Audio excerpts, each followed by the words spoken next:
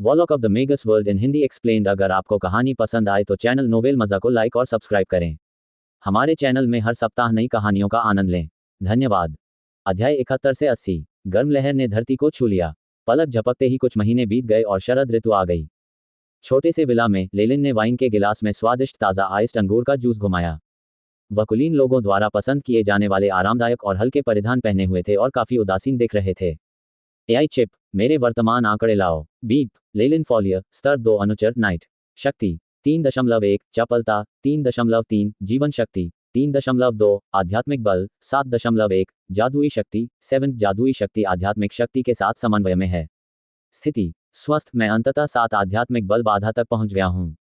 Data को देखते हुए लेलिन ने आह भरी। कई महीनों पहले अपने एकल अन्वेषण से वापस आने के बाद लेलिन आध्यात्मिक शक्ति की बाधा को दूर करने के लिए औषधि बनाने में व्यस्त हो गया।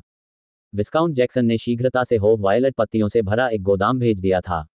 इसी समय फ्रेजर और अन्य लोगों ने लेलिन के स्थायी आदेश के अनुसार अन्यत्र मिलने वाली सामग्री खरीदना जारी रखा।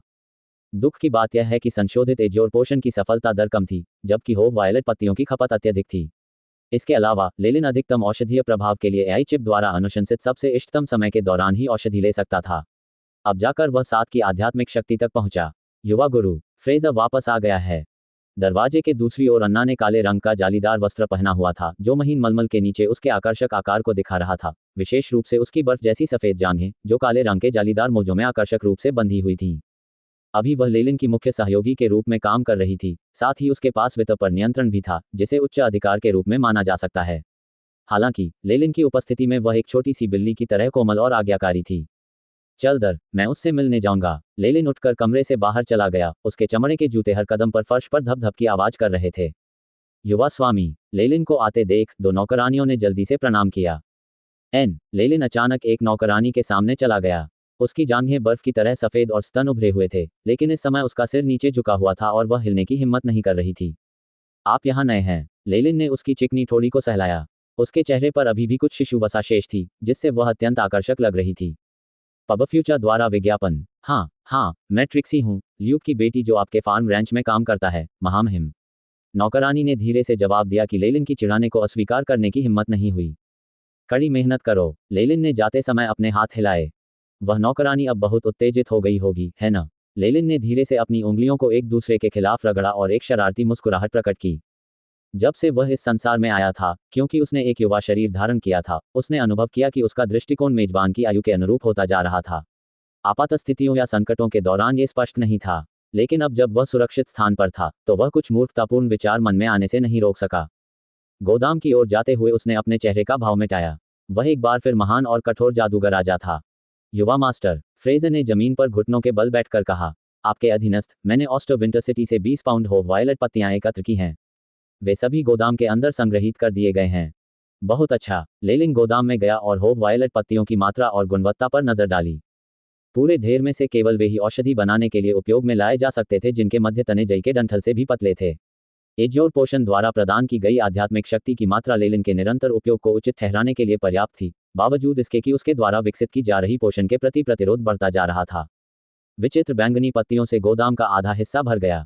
हवा में एक अजीब सी गंध फैली हुई थी, एक चुभने वाली सल्फ्यूरिक तीखी गंध। लेलिन ने लापरवाही से एक बैंगनी पत्ता उठाया। एआई चिप, गुणों का पता लगाओ। बीप, डेटा एकत्रित कर रहा। एक संक्षिप्त विराम के बाद होव वायलेट पत्तियों के विभिन्न गुणों को लेलिन के दृश्य क्षेत्र पर प्रक्षेपित किया गया। रसायन विज्ञान, औषधीय गुण, यहाँ तक कि पत्ती की सतह पर अन्य वस्तुओं के अवशेष का एक छोटा सा अंश, सभी को एआई चिप द्वारा प्रक्षेपित किया जाता है। इस निरीक्षण के आधार पर होव वायलेट पत्तियों का ये बैच अभी भी काम करेगा। लेलिन ने अपना सिर हिलाया। युवा मास्टर, फ्रेजर के होंठ हिल रहे थे, फिर भी वह कुछ नहीं बोला। जो कुछ कहना है कहो। लेलिन की भौहें सिकुड़ गईं। एक्सट्रीम नाइट सिटी में सभी होव वायलेट पत्तियां अब हमारे द्वारा खरीद ली गई हैं। जो बचते हैं वे घटिया गुणवत्ता वाले होते हैं। वास्तव में ग्रीम और मैंने पहले ही व्यापारियों की ओर से कई नकली उत्पाद देखे हैं जो हमें धोखा देना चाहते थे। वास्तव में होव वायलेट पत्तियां एक विशेष उत्पाद है जो केवल ईस्टवुड प्रांत में ही पाया जाता है। इन्हें बढ़ने में कम से कम 1 वर्ष लगता है। लेलिन ने अपनी ठोड़ी को सहलाया और गोदाम में होव वायलेट पत्तियों की मात्रा का अनुमान लगाया। अगले वर्ष होव वायलेट लीव्स के बाजार में आने तक हम अपनी खरीदारी को रोक रहे हैं। इसके बाद हम पुनः इन्हें खरीदना शुरू कर सकते हैं। पब फ्यूचर द्वारा विज्ञापन। होव वायलेट लीव्स के इस हालिया बैच से लेलिन को पता चला कि इसकी गुणवत्ता दिन प्रतिदिन खराब होती जा रही है। कुछ का उपयोग औषधि बनाने के लिए भी नहीं किया जा सका। वास्तव में ऐसा लगता है कि उन्होंने इस क्षेत्र में कुलहोव वॉलेट लीफ उत्पादन का एक बड़ा हिस्सा खरीदा है। गोदाम में उपलब्ध सामग्री स्तर 3 अनुचर तक पहुंचने के लिए पर्याप्त औषधियों के निर्माण हेतु मेरी आवश्यकताओं को पूरा करने के लिए पर्याप्त होनी चाहिए। जहां तक आधिकारिक मैगस का सवाल है, यह ऐसी चीज नहीं है जिस पर मैं अभी विचार कर सकता हूं। लेलिन गहरी सोच में पड़ गया। अभी उनकी आध्यात्मिक शक्ति 7 तक पहुंच चुकी है। उन्होंने बहुत पहले ही रिएक्टिव अमृत तैयार कर लिया था। स्तर 3 अनुचर तक आगे बढ़ना अब उसके लिए कोई समस्या नहीं थी। हालांकि लेलिन को अभी भी इस बारे में कुछ नहीं पता था कि स्तर 3 के अनुचर से आधिकारिक मैगस तक कैसे आगे बढ़ा जाए। हालांकि लेलिन को अकादमी के पुस्तकालय तक पहुंच की अनुमति थी, लेकिन उसे इस प्रक्रिया का कोई संकेत नहीं मिला था। ऐसा लग रहा था जैसे अकादमी ने इस विषय से संबंधित सभी जानकारी पर रोक लगा दी थी। चाहे अकादमी हो या बाजार, मैंने हमेशा आधिकारिक मैगस से संबंधित जानकारी पर विशेष ध्यान दिया है। अब तक मैं एक भी सुराग नहीं खोज सका। यही कारण था कि लेलिन एबिसल बोन फॉरेस्ट अकादमी छोड़ने को लेकर झिझक रहा था। मैगस वर्ल्ड के उच्च अधिकारियों ने आधिकारिक मैगस बनने के संबंध में सभी सूचनाओं पर कड़ी नजर रखी। लेलिन के लिए तो यह और भी अधिक महत्वपूर्ण है, जो दूर से ही अनुयायी बन गया था। उन्हें कुछ निश्चित आवश्यकताओं को पूरा करना था और कुछ काम निपटाने थे, तभी उन्हें उन्नति के तरीकों पर एक नज़र डालने की अनुमति दी गई ताकि वे उनका अध्ययन कर सकें। यह मेरे नियंत्रण से बाहर की बात है। हो सकता है कि मैगस प्रयोगशाला में कुछ ऐसा हो जिससे मैं लाभ कमा सकूं। लेलिन ने फिर से मैगस प्रयोगशाला के बारे में सोचा जो मुरझाते जंगल के पास छिपी हुई थी। वहां अपने पिछले कार्यकाल के बाद वह पहले ही पुष्टि कर सकता था कि जो व्यक्ति प्रयोगशाला से निकला था वह आधिकारिक मैगस था। इसके अलावा इसे तो बहुत समय पहले ही त्याग दिया गया था। यह एक अच्छी खबर थी। उसे केवल प्रयोगशाला में रखी गई सभी जादू संरचनाओं से छुटकारा पाने की जरूरत थी। फिर उसमें मौजूद हर चीज उसकी हो जाएगी, जिसमें दरवाजे के बाहर पड़ी बदकिस्मत जादूगर की वस्तुएं भी शामिल होंगी। स्तर 3। मुझे केवल स्तर 3 अनुचर तक आगे बढ़ने की आवश्यकता है तथा रैंक 0 मंत्रों का एक और सेट प्राप्त करना है ताकि मैं प्रस्थान कर सकूं। लेलिन ने अपना मन बना लिया। अत्यंत साधारण लेआउट वाली एक छोटी सी गुप्त प्रयोगशाला में ज्यादा घरेलू सामान नहीं थे, केवल बीच में एक लकड़ी का बिस्तर था। लेलिन बिस्तर पर पैर मोड़कर बैठ गया। उसके भावशून्य चेहरे के सामने नारंगी पीले रंग का एक पेय पदार्थ था। वह स्तर 3 अनुयायी तक पहुंचने के लिए तैयार और दृढ़ था। उन्होंने इस बारे में किसी से एक शब्द भी नहीं कहा। पहले की तरह उन्होंने अन्ना को बताया कि वे केवल एक प्रयोग करने जा रहे हैं। चाहे कुछ भी हो जाए, वह कोई व्यवधान नहीं चाहता था। ऐसा नहीं था कि वह अपने अधीनस्थों पर भरोसा नहीं कर सकते थे, लेकिन यदि कोई अनहोनी हो जाए तो उनके पास सहायता करने की न तो ताकत थी और न ही क्षमता। वे ज्यादा उपयोगी नहीं होंगे, इसलिए बेहतर होगा कि वह इस तथ्य को छिपा ले कि वह सफलता प्राप्त करने का प्रयास कर रहा था। आखिरकार वह समय समय पर विला से गायब हो जाता था। अब तक उनके मनोस्टाफ को इसकी आदत हो चुकी थी। एक बार जब वह जो करने के लिए निकला था उसे पूरा कर लेता, और अगली बार जब वह अपने लोगों के सामने आता तो सब कुछ पूरा हो चुका होता। यद्यपि वहां कोई जिज्ञासु आंखें या कान नहीं हो सकते थे, विशेष रूप से उसके विरोधियों द्वारा भेजे गए जासूस, फिर भी वह इस संभावना के प्रति सचेत था। स्तर 3 अनुचर, आधिकारिक मैगस से पहले अंतिम चरण। प्रथम और द्वितीय श्रेणी के अनुचरों के लिए स्तर 3 को सदैव साधना का चरम माना जाता है। स्तर 1 का अनुचर केवल ऊर्जा कणों का उपयोग कर सकता था, लेकिन अभी तक कोई मंत्र नहीं डाल सकता था। उनकी युद्ध शक्ति मोटे तौर पर एक शूरवीर के बराबर थी। जहां तक स्तर 2 के अनुचरों का प्रश्न है, वे कुछ रैंक 0 मंत्रों का प्रयोग करने में सक्षम थे। यद्यपि ये सरल थे, लेकिन इससे उनकी युद्ध क्षमता इतनी बढ़ गई कि वे शूरवीरों से भी आगे निकल गए। दूसरी ओर स्तर 3 के अनुयायियों में सामान्य मनुष्यों की तुलना में कई गुना अधिक आध्यात्मिक शक्ति थी। उन्हें मंत्र सिद्धांत और युद्ध में इसके उपयोग की अधिक गहन समझ थी। वे तात्कालिक जादू जैसी तकनीकों में माहिर थे, जिससे तैयार मंत्रों का अत्यंत तीव्र गति से जादू किया जा सकता था। यहां तक कि ग्रैंड नाइट्स भी उनके प्रतिद्वंद्वी नहीं थे। इसके अलावा स्तर 3 अनुचर को हमेशा आधिकारिक जादूगर बनने के लिए प्रारंभिक चरण माना जाता था। स्तर 3 के अनुयायी के रूप में कोई व्यक्ति जितनी तेजी से आगे बढ़ता है, उसके आधिकारिक जादूगर बनने की संभावना उतनी ही अधिक होती है। मैगस अकादमियों और गुटों में आधिकारिक मैगी की संख्या अत्यंत कम थी। स्तर 3 के अनुचरों को सार्वभौमिक रूप से किसी भी अकादमी या गुट की युद्ध शक्ति की रीढ़ माना जाता था। किसी भी युवा स्तर 3 अनुयायी को अकादमी की मूल्यवान संपत्ति माना जाता था। ये संस्थाएं उन्हें पोषित करने के लिए संसाधनों को समर्पित करने की ओर प्रवृत्त थीं, तथा आशा करती थीं कि ये बीज भविष्य में स्तर 3 के अनुयायी से आगे बढ़ेंगे। स्तर 3 अनुचर को पार करने के लिए 2 मंत्र मॉडलों में निपुणता, 7 की आध्यात्मिक शक्ति तथा प्रतिक्रियाशील अमृत की सहायता की आवश्यकता होती है। लेलिन ने अपने सामने रखी नारंगी पीली औषधि उठा ली। मैंने बहुत पहले ही अमृत और अपेक्षित मंत्र विद्या दोनों प्राप्त कर ली है। अब एज्योर पोशन की मदद से मैंने आध्यात्मिक बल की आवश्यकताओं को भी पूरा कर लिया है, और वह भी कुछ ही महीनों में। ये गति बहुत पहले ही ज़ैडन की योग्यता से आगे निकल चुकी है। 5वीं कक्षा का अनुचर। भले ही वे 5वीं कक्षा के प्रतिभाशाली अनुयायी हों, लेकिन स्तर 2 के अनुयायी और स्तर 3 के अनुयायी के बीच बहुत बड़ा अंतर होने से पहले वहां तक पहुंचने में उन्हें कम से कम 3 वर्ष का समय लगाना पड़ता था। हालांकि औषधि प्राप्त करने के बाद लेलिन की गति जैडन और बाकी लोगों से बहुत आगे निकल गई थी। कुछ ही समय में वह स्तर 3 अनुयायी बनने के लिए आवश्यक मानक तक पहुंच गया। जब तक मेरी आध्यात्मिक शक्ति बढ़ती रहेगी, भले ही सफलता असफल हो जाए, मैं हमेशा दूसरा प्रयास कर सकता हूं। हालांकि मेरे शरीर को काफी नुकसान होगा, इसलिए एक बार में ही सफल हो जाना ही अच्छा है। अंतिम बार लेलिन ने स्तर 3 अनुचर तक की उन्नति के संबंध में सभी जानकारी की मानसिक समीक्षा की। ये पुष्टि करने के बाद कि उन्होंने कुछ भी नहीं छोड़ा है, उन्होंने कॉक खोल दिया और नारंगी पीले रंग के पे को सुरक्षित रूप से बंद रखा। ये रिएक्टिव अमृत पीने के लिए नहीं है। लेलिन ने अपने कपड़े उतारे और रिएक्टिव अमृत को अपने चेहरे, अंगों और छाती पर मल लिया। उन्होंने जहां भी यह औषधि लगाई, वहां ठंडक महसूस हुई। हालांकि कुछ ही क्षणों के बाद धीरे धीरे उसकी त्वचा में गर्मी की लहर दौड़ गई। एक क्षण में ही उसकी त्वचा कांपने लगी और चुकंदर की तरह लाल हो गई। रिएक्टिव अमृत प्रभावी हो रहा है, औषधीय गुण निगरानी में है। एआई चिप की आवाज गूंजी। जैसे जैसे औषधि का असर जारी रहा, लेलिन को ऐसा महसूस हुआ जैसे उसकी त्वचा पर लगी औषधि जीवित हो गई है और उसके रोम छिद्रों से होते हुए उसके शरीर में प्रवेश कर रही है। खुजली, एक असहनीय खुजली। लेलिन को लगा कि उसकी हड्डियां फट गई हैं और उसके भीतर से कई चींटियां रेंगकर बाहर आ गई हैं। इस समय उसके शरीर में तीव्र खुजली हो रही थी।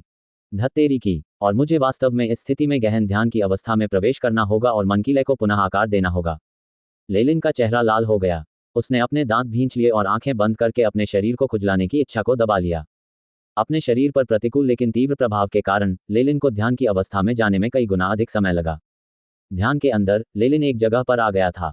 चारों ओर का वातावरण धुंधला धुंधला था। ऊपर हवा में बहुत सारी रोशनियां थीं जो सितारों की तरह लग रही थीं और इस जगह को रोशन कर रही थीं। लेलिन ने अपना सिर उठाया। हवा में 24 रहस्यमयी रून थे जो फ्लोरोसेंट प्रकाश से चमक रहे थे, जो एक साथ मिलकर एक चक्र बना रहे थे। ये वे मन रून थे जिन्हें उन्होंने पिछले कुछ वर्षों में कड़ी मेहनत से तैयार किया था।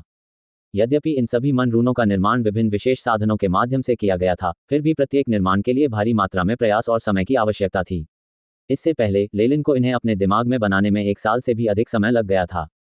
स्तर 2 के अनुयायी के मस्तिष्क रून को पुनर्तः समेकित नहीं माना जा सकता। स्तर 3 के अनुचर को स्तर 2 के अनुचर में स्थापित आधार के आधार पर मन के रूनों को एक साथ एकीकृत करना होता है।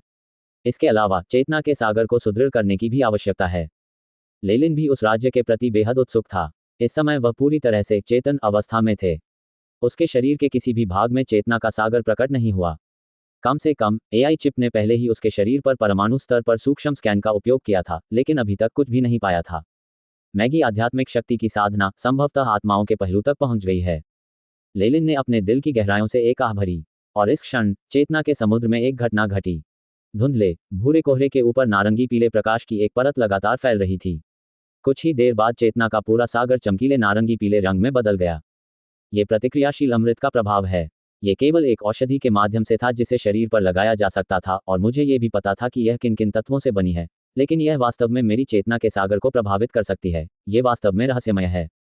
इससे पहले कि लेलिन फिर से हौंफ पाता, नारंगी पीली रोशनी तुरंत आसमान में फैल गई, मानो वह 24 मन रूनों को भी नारंगी पीले रंग में रंगना चाहती हो। तारांकन टकराना। तारांकन पब फ्यूचर द्वारा विज्ञापन। मन की किरणों ने एक चमक छोड़ी और विदेशी वस्तु के संदूषण को अस्वीकार कर दिया। प्रभाव का एक विशाल बल ऊपर चला गया। लेलिन की दृष्टि धुंधली हो गई और वह लगभग बेहोश हो गया। इसे दबाओ। लेलिन ने मन के प्रतिरोध को दबाने के लिए जल्दी से अपनी आध्यात्मिक शक्ति उधार ली। तारांकन जल्दी से आना। तारांकन। लेलिन ने जो मानसिक रून निर्मित किए थे, उन पर उसकी महारत कम नहीं थी।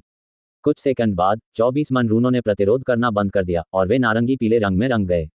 प्रकाश के संदूषण के तहत मन रूनों की सतह पर कई रहस्यमय पैटर्न दिखाई दिए। ये पैटर्न लगातार तब तक फैलते रहे जब तक कि उन्होंने सभी मन रूनों की सतह को पूरी तरह से ढक नहीं लिया।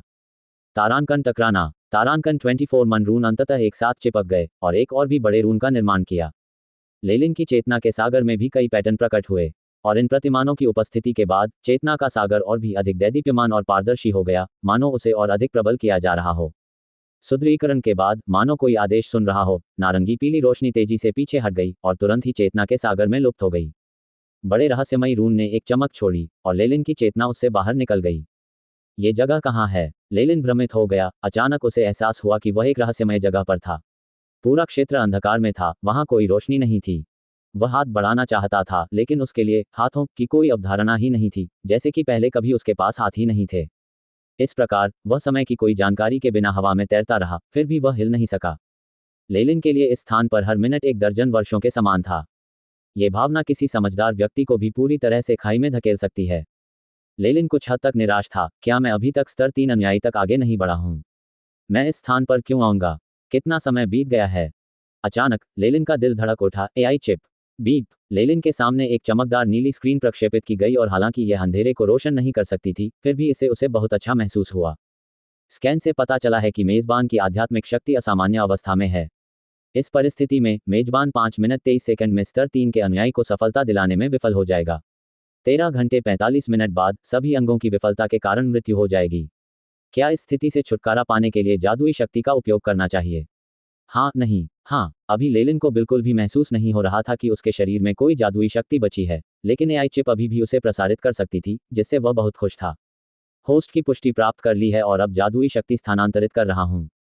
असामान्य स्थिति से छुटकारा पाने की प्रक्रिया में एआई चिप की आवाज के साथ अचानक अंधेरे स्थान में एक अजीब हलचल हुई। लेलिन की आंखें खुल गईं। उसे एहसास हुआ कि वह अभी भी गुप्त प्रयोगशाला में था और वहां से उसे आए हुए ज्यादा समय नहीं हुआ था। पब फ्यूचर द्वारा विज्ञापन। स्तर 3 के अनुयायी की ओर आगे बढ़ने के दौरान वास्तव में ऐसे अजीब परिदृश्य होते हैं। लेलिन की अभिव्यक्ति गंभीर थी। उनकी प्रगति बहुत तीव्र थी। उनका अधिकांश ज्ञान पुस्तकालय से प्राप्त हुआ था तथा एआई चिप के सिमुलेशन और अनुमानों से भी। उन्हें स्तर 3 अनुचर में आगे बढ़ने के कुछ परिदृश्यों के बारे में कोई जानकारी नहीं थी। सामान्यतः जब कई लेवल 2 अनुयायी आगे बढ़ने की प्रक्रिया में होते हैं तो उनके पास अपने प्रोफेसर होते हैं जो उन्हें विस्तार से समझाते हैं। लेकिन मैं दुर्भाग्यशाली हूं। यहां तक कि प्रोफेसर क्रॉफ्ट ने भी यह उम्मीद नहीं की होगी कि मुझे इतनी जल्दी सफलता मिल जाएगी। लेलिन ने कई रहस्य छुपा रखे थे और कभी सच नहीं बताया। क्रॉफ्ट की नज़र में वह सिर्फ एक नया उन्नत स्तर 2 अनुयायी था, इसलिए वह उसे स्तर 3 अनुयायी बनने के संबंध में ध्यान देने योग्य कुछ नोट्स के बारे में क्यों बताएगा। इसके अलावा पुस्तकालय में पुस्तकें सामान्य रूप से उपलब्ध थीं। इसमें कई बातों का स्पष्टीकरण अस्पष्ट था। भले ही लेलिन के पास एआई चिप होती और वह अपने प्रयोगों के साथ साथ झूठी जानकारी को मिटाने में सक्षम होता, फिर भी वह सही परिणाम प्राप्त करने में सक्षम नहीं होता। इसके कारण लेलिन को अपनी उन्नति के दौरान घटित एक घटना का सामना करना पड़ा और वह पूरी तरह से असमंजस में पड़ गया। सौभाग्य से इस बार मेरे पास एआई चिप थी, नहीं तो मैं खत्म हो जाऊंगा। मैगस बनने का रास्ता वास्तव में बहुत खतरनाक है। लेलिन के दिल में कुछ डर बना हुआ था, लेकिन इससे भी उनकी धारणा की पुष्टि हुई। जब उसे स्थानांतरित किया गया था तब एआई चिप उसके साथ थी और किसी अज्ञात कारण से वह उसकी आत्मा में विलीन हो गई थी। इसलिए जब उसकी आत्मा में कोई असामान्यता आ जाती थी और वह अलग थलग पड़ जाती थी और उसे कोई मदद नहीं मिलती थी, तब भी वह बाहरी आंतरिक प्रभावों से छुटकारा पाने के लिए एआई चिप को सक्रिय कर सकता था। अतः स्तर 3 के अनुयायी तक आगे बढ़ना मन के रूनों के संयोजन या चेतना के सागर को सुदृढ़ करने के बारे में नहीं है, बल्कि इसके बाद आने वाले अंधकार के स्थान के बारे में है। लेलिन को अचानक बहुत कुछ समझ में आ गया। ये सभी सामान्यतः बहुमूल्य सूचना रहस्य थे, जिनकी घोषणा प्रोफेसरों या अकादमी द्वारा नहीं की गई थी। इस पहलू के दौरान आमतौर पर कई गुटविहीन अनुयायियों की मृत्यु हो जाती थी। बीप। मेजबान की आध्यात्मिक शक्ति में कुछ परिवर्तन होता है तथा वह अधिक जीवंत हो जाती है। मेजबान स्तर 3 के अनुचर में आगे बढ़ गया है। आध्यात्मिक शक्ति बढ़ रही है। एआई चिप की आवाज गूंजी। इसके बाद लेलिन को चक्कर आने लगा और उसकी आध्यात्मिक शक्ति तीव्र गति से बढ़ गई। 7.2, 7.3, 7.5, 9.7, 10.1। आध्यात्मिक शक्ति जो रॉकेट पर सवार लगती थी, लगातार बढ़ती जा रही थी। जब अंतिम संख्या बढ़ी तो वह 10.1 हो गई और अंततः स्थिर हो गई। मेरे सिर में दर्द होता है। वेब से जर्गनेट द्वारा संचालित। स्क्रीन पर किया गया वह शर्मनाक चुंबन, जिसके कारण असल जिंदगी में बहुत बुरा हुआ डोनाल्ड ट्रंप का पसंदीदा पे वह है, जिसकी हमने कभी उम्मीद नहीं की थी। आध्यात्मिक शक्ति में अचानक वृद्धि के कारण अभी लेलिन का शरीर परिवर्तन के अनुकूल नहीं हो सका। उसकी नाक बह रही थी और जब उसने उस जगह को छुआ तो उसे पता चला कि उसकी नाक से खून बह रहा है। आध्यात्मिक शक्ति में वृद्धि बहुत तेज है और शरीर इसे सहन नहीं कर सकता। लेलिन ने व्यंग्यपूर्वक मुस्कुराया, लेकिन बहुत जल्द ही उसकी अभिव्यक्ति बदल गई और उसके शरीर के भीतर से चटकने की आवाजें आने लगीं। इसी समय उसके शरीर के सभी भागों में लगातार तीव्र दर्द उठ रहा था। लेलिन के चेहरे की मांसपेशियां ऐंठ गईं और वह एक सिकुड़े हुए झींगे की तरह बिस्तर पर गिर पड़ा। धत्तेरी की प्रतिक्रियाशील अमृत का प्रभाव बढ़ गया है और औषधि से प्रतिक्रिया शुरू हो गई है। लेलिन चिल्लाया, एआई चिप, जादुई शक्ति के साथ समन्वय करना शुरू करो और अमृत के अवशेषों से छुटकारा पाओ। प्रकाश की एक धूसर काली प्रभामंडल की परत प्रकट हुई और उसके शरीर पर तैरने लगी तथा उसके पूरे शरीर को ढकने लगी। प्रभामंडल की झिलमिलाहट के साथ लेलिन के रोम छिद्रों से पीले काले रंग का अधिकांश मवाद बाहर निकल गया, जिससे बहुत तीव्र दुर्गंध फैल गई। 1 दर्जन मिनट बाद लेलिन को उठने में कठिनाई हुई। उसने अपने पास पड़े थैले में से लाल रंग की औषधि निकाली और उसे पूरा पी लिया। उसके बाद उसके चेहरे पर सकारात्मक भाव आ गया। इस समय उसका शरीर पसीने और मवाद से भीगा हुआ था, जिससे तेजाबी बदबू आ रही थी, मानो उसे अभी अभी सीवर से बाहर निकाला गया हो। लेलिन ने खुद को संभालने की कोशिश की। उसका चेहरा पीला पड़ गया था और घुटने कमजोर हो गए थे। उसकी आंखें इस तरह धंसी हुई थीं मानो वह कई महीनों से बीमारी के कारण बिस्तर पर पड़ा हो। गुप्त प्रयोगशाला का दरवाजा खोलने के बाद लेलिन ने दरवाजे के पास रखी घंटी बजाई। तारांकन डिंग लिन लिन, तारांकन, एक तीखी किंतु गहरी ध्वनि गूंजी, जो कुछ देर बाद दूर तक गई। युवा मास्टर, आप। कुछ मिनट बाद अन्ना दो नौकरानियों को लेकर दौड़ी चली आई। ऐसा लग रहा था जैसे लेलिन के होंठ उसके हाथों से ढके हुए थे। ये ठीक है, मुझे बाथरूम में भेजो, मैं स्नान करना चाहता हूँ। क्या आप चाहते हैं कि मैं हर्बलिस्ट या डॉक्टर को बुलाऊं? कोई ज़रूरत नहीं है। Dot dot dot dot dot dot. आधे घंटे बाद लेलिन संगमरमर से बने एक तालाब में लेटा हुआ था। गर्म पानी उसके शरीर पर बहता रहा और उसकी सारी गंदगी और मैल दूर करता रहा। अन्ना पूरी तरह से नग्न थी और लेलिन से सट गई थी। उसने उसके शरीर को साफ करने के लिए एक सफ़ेद तौलिया का इस्तेमाल किया। महामहिम, आपका हिरन रक्त सूप और स्टेक। दूसरी तरफ ट्रिक्सी भी पूरी तरह नग्न थी और उसके रमणीय वक्र लेलिन की आंखों के सामने उजागर थे। वह शर्मा गई क्योंकि वह एक ट्रे लेकर आई थी। ये किरण लकड़ी से बनी थी और तालाब पर तैर रही थी। लेलिन ने अपने बर्तन उठाए और खूब खाया। कुछ समय बाद लेलिन ने एक ढीला स्नान वस्त्र पहना और पास की कुर्सी पर लेट गया। उसकी पीठ अन्ना की छाती से टिकी हुई थी और वह सनसनीखेज उत्साहपूर्ण प्रचुरता का आनंद ले रहा था। और उसके बगल में ट्रिक्सी और एक अन्य सुंदर महिला लेलिन को मालिश दे रही थी। उन्होंने केवल कुछ कपड़े पहने थे जो हथेली से भी छोटे थे। निजी क्षेत्र ढके हुए नहीं थे, कभी कभी केवल हल्के से दिखाई देते थे। इससे यह और भी शर्मनाक तथा आकर्षक हो गया। ट्रिक्सी और दूसरी नौकरानी दोनों ही किसानों की बेटियां थीं और बचपन से ही वे खेतों में काम करती आ रही थीं। यहाँ तक कि उनके हाथों पर भी खुरदरेपन की एक परत जम गई थी। हालांकि वे बहुत युवा थे और उनका पतला शरीर सुंदर था। उनके शरीर से युवावस्था की चमक झलक रही थी। अन्ना की तुलना में यह एक प्रकार का जंगली स्वाद था। हालांकि अभी लेलिन को उनके साथ गहन मुकाबले में शामिल होने में कोई दिलचस्पी नहीं थी। इसके बजाय आज की प्रगति से उन्हें कुछ आघात महसूस हुआ। एआई चिप, मेरे वर्तमान आंकड़े सामने लाओ, लेलिन ने मन ही मन आदेश दिया। बीप। लेलिन फॉलियर, स्तर 3 अनुचर। शक्ति 3.1, चपलता 3.3, जीवन शक्ति 3.5, आध्यात्मिक बल 10.1, जादुई शक्ति 10, जादुई शक्ति आध्यात्मिक शक्ति के साथ समन्वय में है। स्थिति स्वस्थ। एआई चिप ने लेलिन की आंखों के सामने डेटा प्रक्षेपित किया। उसके अलावा कोई और इसे नहीं देख सकता था। लेलिन ने अपनी आंखें बंद कर लीं, फिर भी उसका दिमाग तेजी से काम कर रहा था और सोच रहा था। मेरी जीवन शक्ति में 0.3 की वृद्धि हुई है, जो रिएक्टिव अमृत के उपयोग से संबंधित होनी चाहिए। साथ ही न केवल मेरी आध्यात्मिक शक्ति 10.1 तक बढ़ गई, बल्कि मैं अनुभव कर सकता हूं कि मेरी आध्यात्मिक शक्ति पहले की तुलना में अधिक ऊर्जा से भरी हुई है। हवा में ऊर्जा कणों के प्रति मेरी धारणा भी बढ़ गई है, इसलिए अब रैंक 0 मंत्रों का प्रयोग करना आसान हो जाएगा। स्तर 3 के अनुयायी का क्षेत्र वास्तव में ऐसा नहीं है जिसकी तुलना स्तर 2 के अनुयायी से की जा सके। हालांकि आगे बढ़ने की प्रक्रिया बहुत खतरनाक है। लेलिन के चेहरे पर डर का भाव बना रहा। इससे कोई फर्क नहीं पड़ता कि यह उसकी चेतना का काले अंतरिक्ष में फंस जाना था या रिएक्टिव एलिक्सिर से होने वाली प्रतिक्रिया थी। ये सभी ऐसी घटनाएं थीं जिनकी उसने उम्मीद नहीं की थी। लेलिन के लिए उसके द्वारा एकत्रित किया गया सारा डेटा और जानकारी अभी भी बहुत कम थी। यद्यपि एआई चिप की गणना क्षमताएं बहुत जबरदस्त थीं, लेकिन यदि बुनियादी जानकारी नहीं थी तो सही उन्नति तकनीक का अनुकरण करने में सक्षम होना पहले से ही बुरा नहीं माना जाता था। जहां तक विकास के दौरान आई बाधाओं का सवाल है, लोगों के बीच ऊर्जा में विभिन्न अंतरों तथा सूचना की कमी के कारण यहां तक कि एआई चिप भी उनका पूर्वानुमान लगाने में असमर्थ थी। आखिरकार एबिसल बोन फॉरेस्ट अकादमी ने अपने छात्रों के लिए जो पुस्तकालय खोला था, उसमें बहुत सारी जानकारी प्रतिबंधित थी। कुछ उच्च स्तरीय जानकारी तो अनुयायियों को पढ़ने के लिए भी जारी नहीं की गई थी। इसके अलावा भले ही एआई चिप की गणना क्षमता 10 सुपर कंप्यूटरों के बराबर हो, लेकिन मैगस वर्ल्ड का इतिहास कम से कम हजारों साल पुराना है। सैकड़ों हजारों अनुचर प्रयोगों के परिणामस्वरूप परिणाम और मॉडल एआई चिप की गणना क्षमताओं को पार कर जाएंगे। इस बार उन्नति वास्तव में भाग्यशाली थी और इसमें भाग्य ने महत्वपूर्ण भूमिका निभाई। लेलिन का चेहरा गंभीर हो गया। मैं अगली बार ऐसे नहीं चल सकता। ये केवल स्तर 3 अनुचर तक आगे बढ़ने के लिए है। भविष्य में जब मैं आधिकारिक मैगस बनूंगा तो अगर ऐसा कुछ फिर हुआ तो मैं इतना भाग्यशाली नहीं रहूंगा। स्तर 3 के अनुयायी से आधिकारिक मैगस तक की उन्नति की कठिनाई एक नियमित मानव से स्तर 3 के अनुयायी तक की उन्नति से कहीं अधिक थी, और यदि उस समय लापरवाही के कारण कुछ गलतियां या चूक हुई तो भले ही लेलिन के पास कुछ जीवन हो, लेकिन यह उसे बचाने के लिए पर्याप्त नहीं होगा। वापस लौटने के बाद मुझे आधिकारिक जादूगर बनने से संबंधित सभी विवरणों के बारे में गहनता से पूछताछ करनी होगी और फिर से आंख मूंदकर आगे बढ़ने की कोशिश नहीं करनी होगी। लेलिन ने भविष्य के लिए खुद को यह मिशन दिया। अब आगे क्या करना है? जब तक मेरा शरीर आध्यात्मिक शक्ति में अचानक वृद्धि के अनुकूल नहीं हो जाता, तब तक प्रतीक्षा करनी है तथा कुछ रैंक 0 मंत्रों को जुटाना है, जिन्हें केवल स्तर 3 के अनुयायी ही सीख सकते हैं। फिर उस प्रयोगशाला की पुनः जांच करने के लिए वापस जाना है। लेलिन ने अपनी आंखें खोली और अन्ना और अन्य 2 नौकरानियों को दूर भेज दिया। मंत्र रचना के साथ चेतावनी का घेरा बनाने के बाद उसने अपने थके हुए शरीर को दूसरी ओर बिस्तर पर घसीटा और नींद में प्रवेश कर गया। ... पलक झपकते ही आधा महीना ऐसे ही बीत गया। रात थी और चांदनी की चमक जमीन पर चमक रही थी। यह एक और पूर्णिमा की रात थी। मुरझाते जंगल के पास उसी बड़े काले ग्रेनाइट पत्थर के पास लेलिन ने एक मंत्र पढ़ा और पहले की तरह वही प्रक्रिया दोहराई। गुफा का वही अंधेरा छेद देखकर लेलिन मुस्कुराया और अंदर चला गया।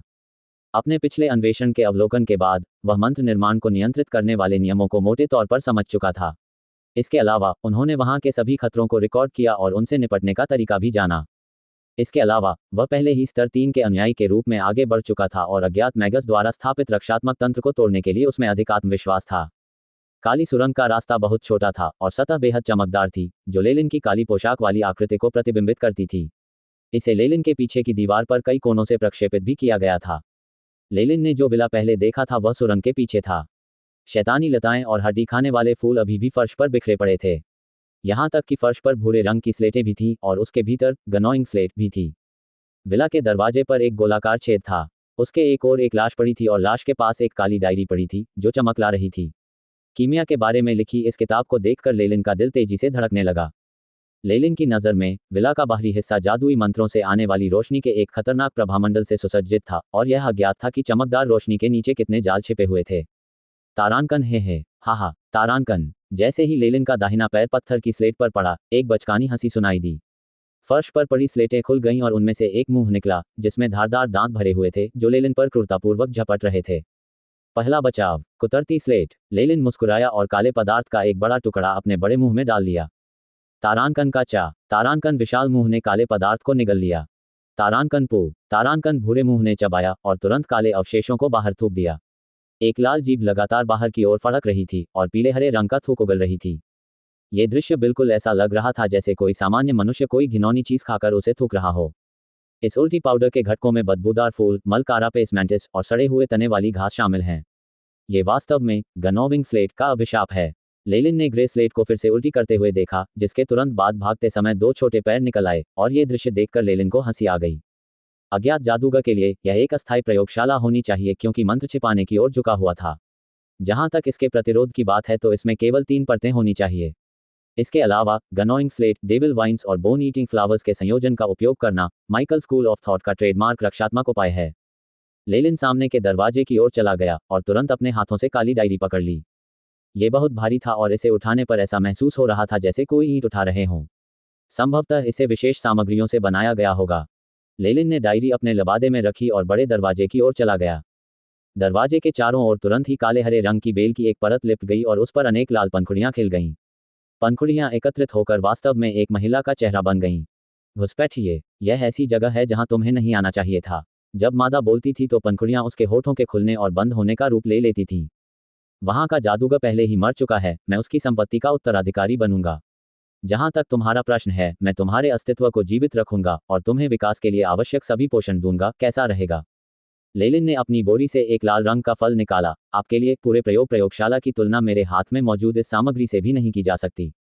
इसके साथ आप भविष्य में वहां से निकल भी सकते हैं और अपनी स्वतंत्रता पुनः प्राप्त कर सकते हैं तथा उस जंगल में वापस लौट सकते हैं जहां से आप आए थे। लेलिन ने धीरे से, थोड़ी सी मोहकता के साथ कहा। स्वतंत्रता। महिला के चेहरे पर झिझक और चिंता की लकीरें उभर आईं। मैं पहले किया हुआ वादा नहीं तोड़ सकता। बाहरी व्यक्ति, कृपया चले जाओ। महिला ने संघर्ष किया, लेकिन फिर भी उसने लेलिन के प्रस्ताव को अस्वीकार कर दिया। एक हरी बेल लगातार ऐंठ रही थी, मानो कभी भी हमला कर देगी। सांस। लेलिन ने फल को अपनी बोरी में वापस रख दिया और आह भरते हुए कहा, मैंने सोचा था कि मुझे हड़ताल नहीं करनी पड़ेगी। जिद्दी घुसपैठिए, केवल मौत ही तुम्हारा अंत होगा। हड्डी खाने वाला फूल चिल्लाया। इस बार एक नर का चेहरा बदल गया और कई काली बैलें तुरंत आगे बढ़ीं।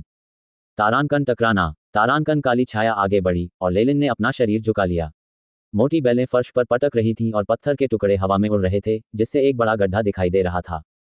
इतना आवेगपूर्ण मत बनो। क्या होगा यदि तुमने प्रयोगशाला को नुकसान पहुंचाया? हरे प्रकाश की एक परत हवा में उड़कर बेल पर पहुंची, जो प्रकाश की एक गेंद में बदल गई और फूल तथा बेल को पूरी तरह से ढक लिया। बेल की आक्रमण गति कम हो गई। लेलिन की भौहें सिकुड़ गईं और उसने अपनी बोरी से काला पाउडर निकाला और उसे पूरी जमीन पर छिड़क दिया। इसके अलावा जैसे ही उसने पाउडर बिखेरा, लेलिन ने जल्दी से एक मंत्र का जाप किया। घुसपैठिए, मरना। फूलों की पंखुड़ियों से बना मानव चेहरा दहाड़ता था और लगातार बदलता रहता था। कभी वह पुरुष की आवाज होती थी तो कभी उसका चेहरा महिला का होता था। तारांकन टकराना, टकराना, टकराना, तारांकन। काली हरी लताएं लगातार लहरा रही थीं और गुफा की आसपास की दीवारों में कई छेद कर रही थीं। लेलिन को बचने के लिए नाइट के आंकड़ों पर भरोसा था और उसका मंत्रोच्चार कभी बंद नहीं हुआ। अंत में जब लेलिन विला के चारों ओर दौड़ा तो उसके आसपास काला पाउडर बिखरा हुआ था। इस समय मंत्रोच्चार बंद हो गया। लेलिन ने मानव चेहरे की ओर उंगली उठाई, भाड़ में जाओ। परलोक का बादल। तारांकन धमाका, तारांकन। काला पाउडर लगातार घुलता रहा और गैसीय पिंड में बदल गया तथा एक अशुभ काले बादल का रूप ले लिया जिसने पूरे विला को अपनी चपेट में ले लिया। तारांकन सस्सी। तारांकन अंदर से शोर आ रहा था जिससे लेलिन को एक मनुष्यभक्षी पौधे के अपघटन की प्रक्रिया याद आ गई। काले बादल घने होते गए और अंततः उन्होंने भीतर जो कुछ हो रहा था उसे ढक दिया। हालांकि कभी कभी हड्डी खाने वाले फूल की आवाजें आती थीं जो लगातार कम होती जाती थीं और अंततः गायब हो जाती थीं, और पीछे केवल सड़ने वाली आवाजें रह जाती थीं जो लोगों को सिहरन पैदा कर देती थीं। 5 मिनट बाद काला धुआं छट गया और विला फिर से दिखने लगा। इस समय तक विला की सतह बुरी तरह से जंग खा चुकी थी और ऐसा लग रहा था कि यह किसी भी क्षण ढह जाएगा।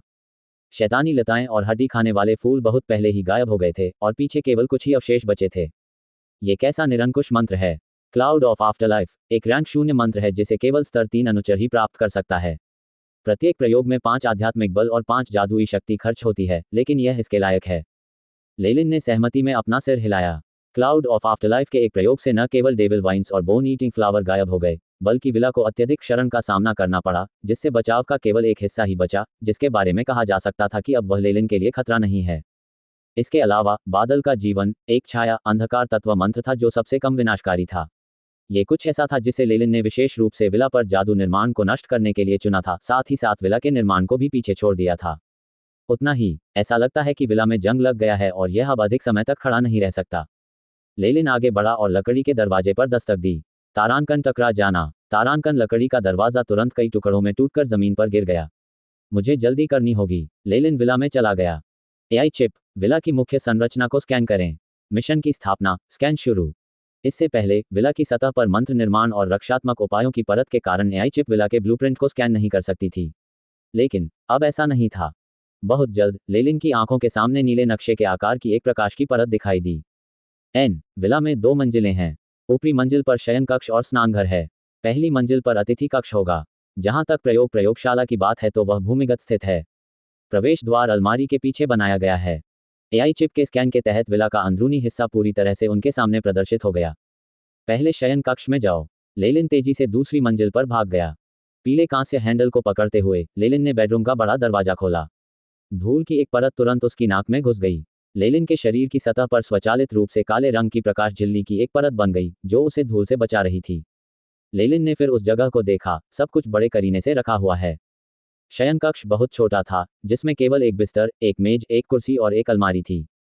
लेलिन ने अलमारी खोली। कपड़े सब गायब हो गए हैं। ऐसा लगता है कि यहाँ के मालिक ने इस जगह को छोड़ने की तैयारी कर ली है। हालांकि उसने पहले भी इस बारे में सोचा था, फिर भी लेलिन कुछ हद तक निराश था। उसने तुरंत शयन कक्ष में खोजबीन की, लेकिन उसे कुछ भी मूल्यवान वस्तु नहीं मिली। यहाँ तक कि मेज की दराजें भी खाली थीं और कमरे के कोनों में केवल कुछ कोरे चर्मपत्र पड़े थे। ये डायरी या रिकॉर्ड बुक के अवशेष होंगे।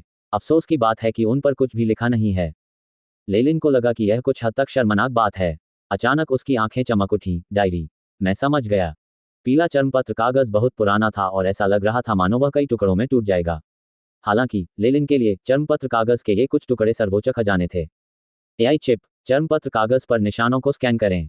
लेलिन ने आदेश दिया और तुरंत उसकी आंखों के सामने नीली रोशनी की एक परत प्रक्षेपित हो गई। जहां तक चर्मपत्र कागज की बात है तो उस पर बीच बीच में लाल रंग की लिखावट उभर रही थी। ये कुछ ऐसा है जो मैगस ने चर्मपत्र के एक टुकड़े पर लिखा था, लेकिन उसके हस्तलेख के निशान इन चर्मपत्रों पर रह गए। लेलिन कुछ हद तक खुश था।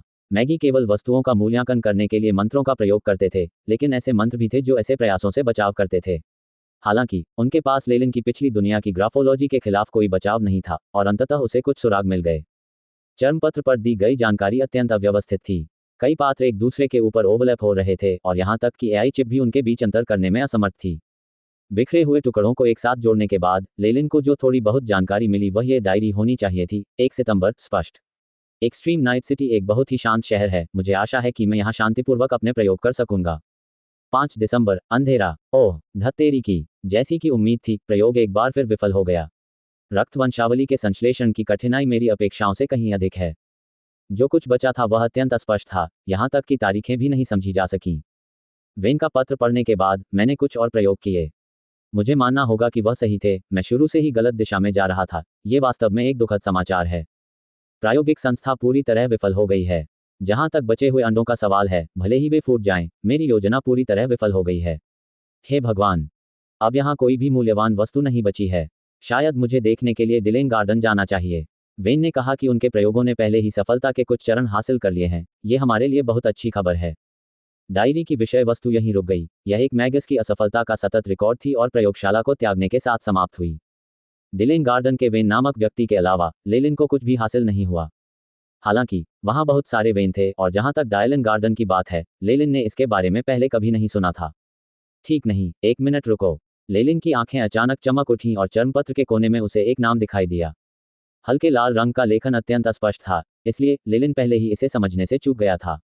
और नौको कुरादू सफर, नौको कुरादू सफार। लेलिन की आंखें चौड़ी हो गईं। महान जादूगर सेरहोम। क्या ये हो सकता है कि इस प्रयोगशाला का मालिक महान मैगस सेरहोम था? नौको कुरादू सफर दक्षिणी तट की एक किंवदंती थी। किंवदंतियों के अनुसार वह न केवल एक विद्वान थे, बल्कि उन्होंने एक जादूगर के मार्ग पर चलते हुए अत्यंत उत्कृष्ट उपलब्धियां भी प्राप्त की थीं।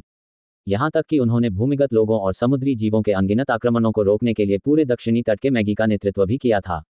इस तरह के महान मैगस दक्षिणी तट के सभी मैगी के लिए आदर्श थे। इससे पहले बाजार में जिस बेईमान व्यापारी ने लेलिन को लोवियन अकादमी की शिक्षाएं बेचने की कोशिश की थी, उसने मूल जीर्ण पृष्ठ को महान मैगस सेरहोम के लेखन के रूप में बेचने की कोशिश की थी, लेकिन लेलिन ने इसे भांप लिया था। ऐसे सम्मानित व्यक्ति की विरासत निश्चित रूप से मूल्यवान होगी। ये दुख की बात है कि 2 मंजिलों में कुछ भी नहीं बचा और निश्चित रूप से वहां कोई विरासत या इस तरह की कोई चीज नहीं होगी। लेलिन के चेहरे पर पश्चाताप की लकीरें उभर आईं, लेकिन फिर भी उसे चर्मपत्र पर लिखी बातें याद हो गईं। मुझे आशा है कि प्रयोगशाला से कुछ न कुछ लाभ अवश्य मिलेगा। लेलिन ने आखिरी बार बेडरूम की ओर निराशा भरी नजर से देखा, फिर एक गहरी सांस ली और चर्मपत्र को टुकड़ों में उड़ा दिया। प्रथम तल पर स्थित अलमारी की बात करें तो मूलतः अंतर्निर्मित अलमारी को दीवार पर लगाया जाना चाहिए था। हालांकि एक छोटी सी दरार के कारण लेलिन अब इसके पीछे का रास्ता देख सकता था। ये कुछ ऐसा होना चाहिए जो मैनकिस्ट्रे सांप द्वारा किया गया हो। लेलिन ने खाली अलमारी को हटा दिया और काला रास्ता उसके सामने आ गया। तारांकन, लेलिन ने झटके से कहा, और प्रकाश की एक परत ने क्षेत्र को रोशन कर दिया, जिससे अंधेरा दूर हो गया और नीचे की ओर जाने वाली सीढ़ियां दिखाई देने लगीं। लेलिन की आंखों में उत्साह की चमक थी जब वह नीचे जा रहा था। तारांकन झनकार, तारांकन। चमड़े के जूते और जमीन के घर्षण से धीमी आवाज आ रही थी। उपरोक्त विला की तुलना में भूमिगत स्थान अधिक विशाल था और लगभग 3 से 4 विला के आकार का था। क्षेत्र में फैली हुई दीवारें भूमिगत प्रयोगशाला को कुछ बड़े क्षेत्रों में विभाजित कर रही थीं। लेलिन मार्ग पर आगे बढ़ता रहा और समय समय पर वह क्षेत्रों पर अंकित लेबल देख सकता था। इसमें प्राचीन हस्तलिपि का प्रयोग किया गया है। हालांकि इसकी बायरन भाषा से कुछ प्रासंगिकता थी। जैसे ही लेलिन चला, उसने देखा डेटा क्षेत्र, उद्यान क्षेत्र, इंक्यूबेटर क्षेत्र, पोषनिंग क्षेत्र, हर्बोलॉजी क्षेत्र। प्रत्येक विशेष क्षेत्र लेलिन की आंखों के सामने प्रकट हुआ। इंक्यूबेटर क्षेत्र को देखने के बाद लेलिन की आंखें चमक उठीं और वह अंदर चला गया। प्रकाश का एक गोला हमेशा उसके चारों ओर तैरता रहता था, जो इंक्यूबेटर क्षेत्र के दृश्य को रोशन कर देता था।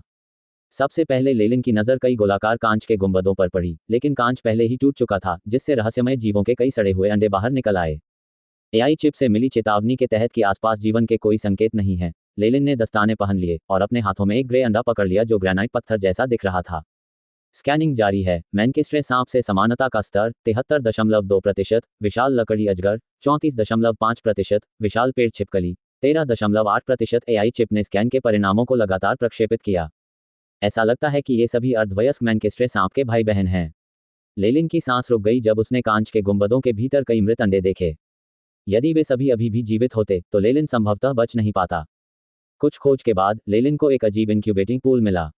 कांच की गेंद की सतह पर एक गोलाकार छेद था जो टूट गया था, तथा उसमें कुछ अंडों के छिलकों के अवशेष भी थे। पहले के मैनकिस्ट्रे सांप को इस इंक्यूबेटिंग पूल में प्रजनन कराया जाना चाहिए था। लेलिन ने क्षेत्र का जायजा लिया और बिना रुके खोज जारी रखी। अंततः उसे कुछ भी नहीं मिला। वह केवल एक मृत अंडा जो पत्थर जैसा दिखता था उठाकर फेंक सकता था। डेटा क्षेत्र, उद्यान क्षेत्र, औषधि निर्माण क्षेत्र, हर्बोलॉजी क्षेत्र। लेलिन ने एक बार सब कुछ देखा। महान मैगस सेरहोम ने निश्चित रूप से इस पर बहुत समय और प्रयास खर्च किया होगा। प्रत्येक क्षेत्र में व्यवस्था अत्यंत गहन थी। हालांकि जब वह गया तो अपने साथ सब कुछ ले गया। लेलिन, जो मूल रूप से भाग्यशाली होना चाहता था, ने अब उस धारणा को भी पूरी तरह से त्याग दिया था। बेडरूम में चर्मपत्र के कुछ खाली टुकड़ों के अलावा लेलिन को कुछ भी नहीं मिला। अंतिम क्षेत्र, विच्छेदन कक्ष। लेलिन के चेहरे पर निराशा के भाव थे, जिसे छिपाना उसके लिए मुश्किल था, और वह कमरे में चला गया। तारांकन झनकार। तारांकन। स्टील का दरवाजा जोर से खुला और घनी नकारात्मक ऊर्जा का सघन आभामंडल हवा में फैल गया। लेलिन अनगिनत आत्माओं की धीमी चीखें भी सुन सकता था। सत्य की खोज करने वाले जादूगर के मार्ग पर रक्तपात से कोई नहीं बच सकता। लेलिन ने महान जादूगर सेरहोम की कहावत को दोहराया। क्षेत्र का नाप लेने के बाद लेलिन ने देखा कि सफेद प्रयोग मेज पर काले खून के कुछ निशान थे। उसने उसमें से कुछ पाउडर उठाया। एआई चिप, स्कैन करें। कोई जीवित कोशिका नहीं पाई गई। विभिन्न तीव्र विकिरणों के कारण कोशिकाओं के टुकड़ों में कमियां और उत्परिवर्तन हो जाते हैं, जिसके कारण स्रोत का पता नहीं चल पाता। एआई चिप की आवाज गूंज उठी। भाड़ में जाओ। लेलिन को बहुत निराशा हुई और उसने प्रयोग की मेज पर लात मार दी। अन्वेषण में रुचि रखने वाले मागी के लिए प्राचीन काल के अवशेषों में प्रवेश करने के लिए अनगिनत प्रयास और ऊर्जा लगाने और खाली हाथ लौटने से अधिक निराशाजनक कुछ भी नहीं था। यद्यपि कीमिया डायरी को महान मैगस सेरहोम की तुलना में लेलिन के लिए पहले से ही बेहद फायदेमंद माना जा सकता था, लेकिन उस तरह की लूट किसी भी तरह अपर्याप्त थी।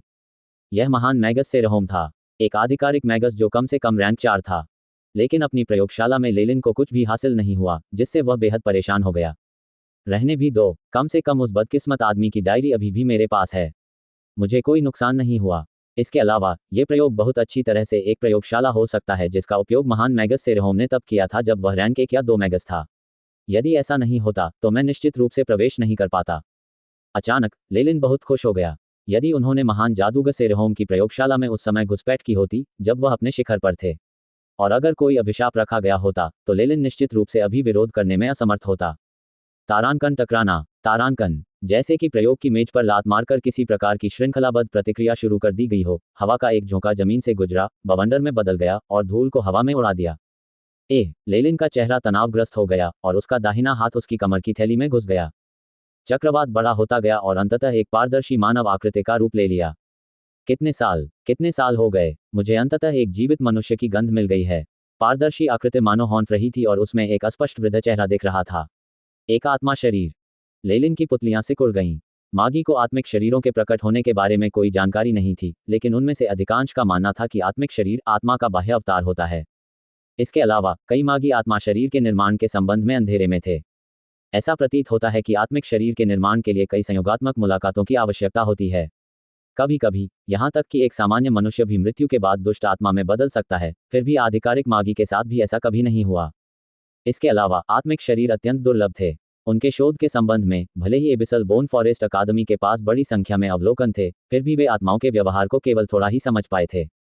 चूंकि एबिसल बोन फॉरेस्ट अकादमी केवल ज्ञान प्राप्त करने पर केंद्रित थी, इसलिए लेलिन ने प्रोफेसरों द्वारा बताए गए कुछ शब्दों के माध्यम से आत्मा के शरीर के बारे में थोड़ा बहुत सीखने में कामयाबी हासिल की, ताकि वह अन्य लोगों की तरह भयभीत न हो।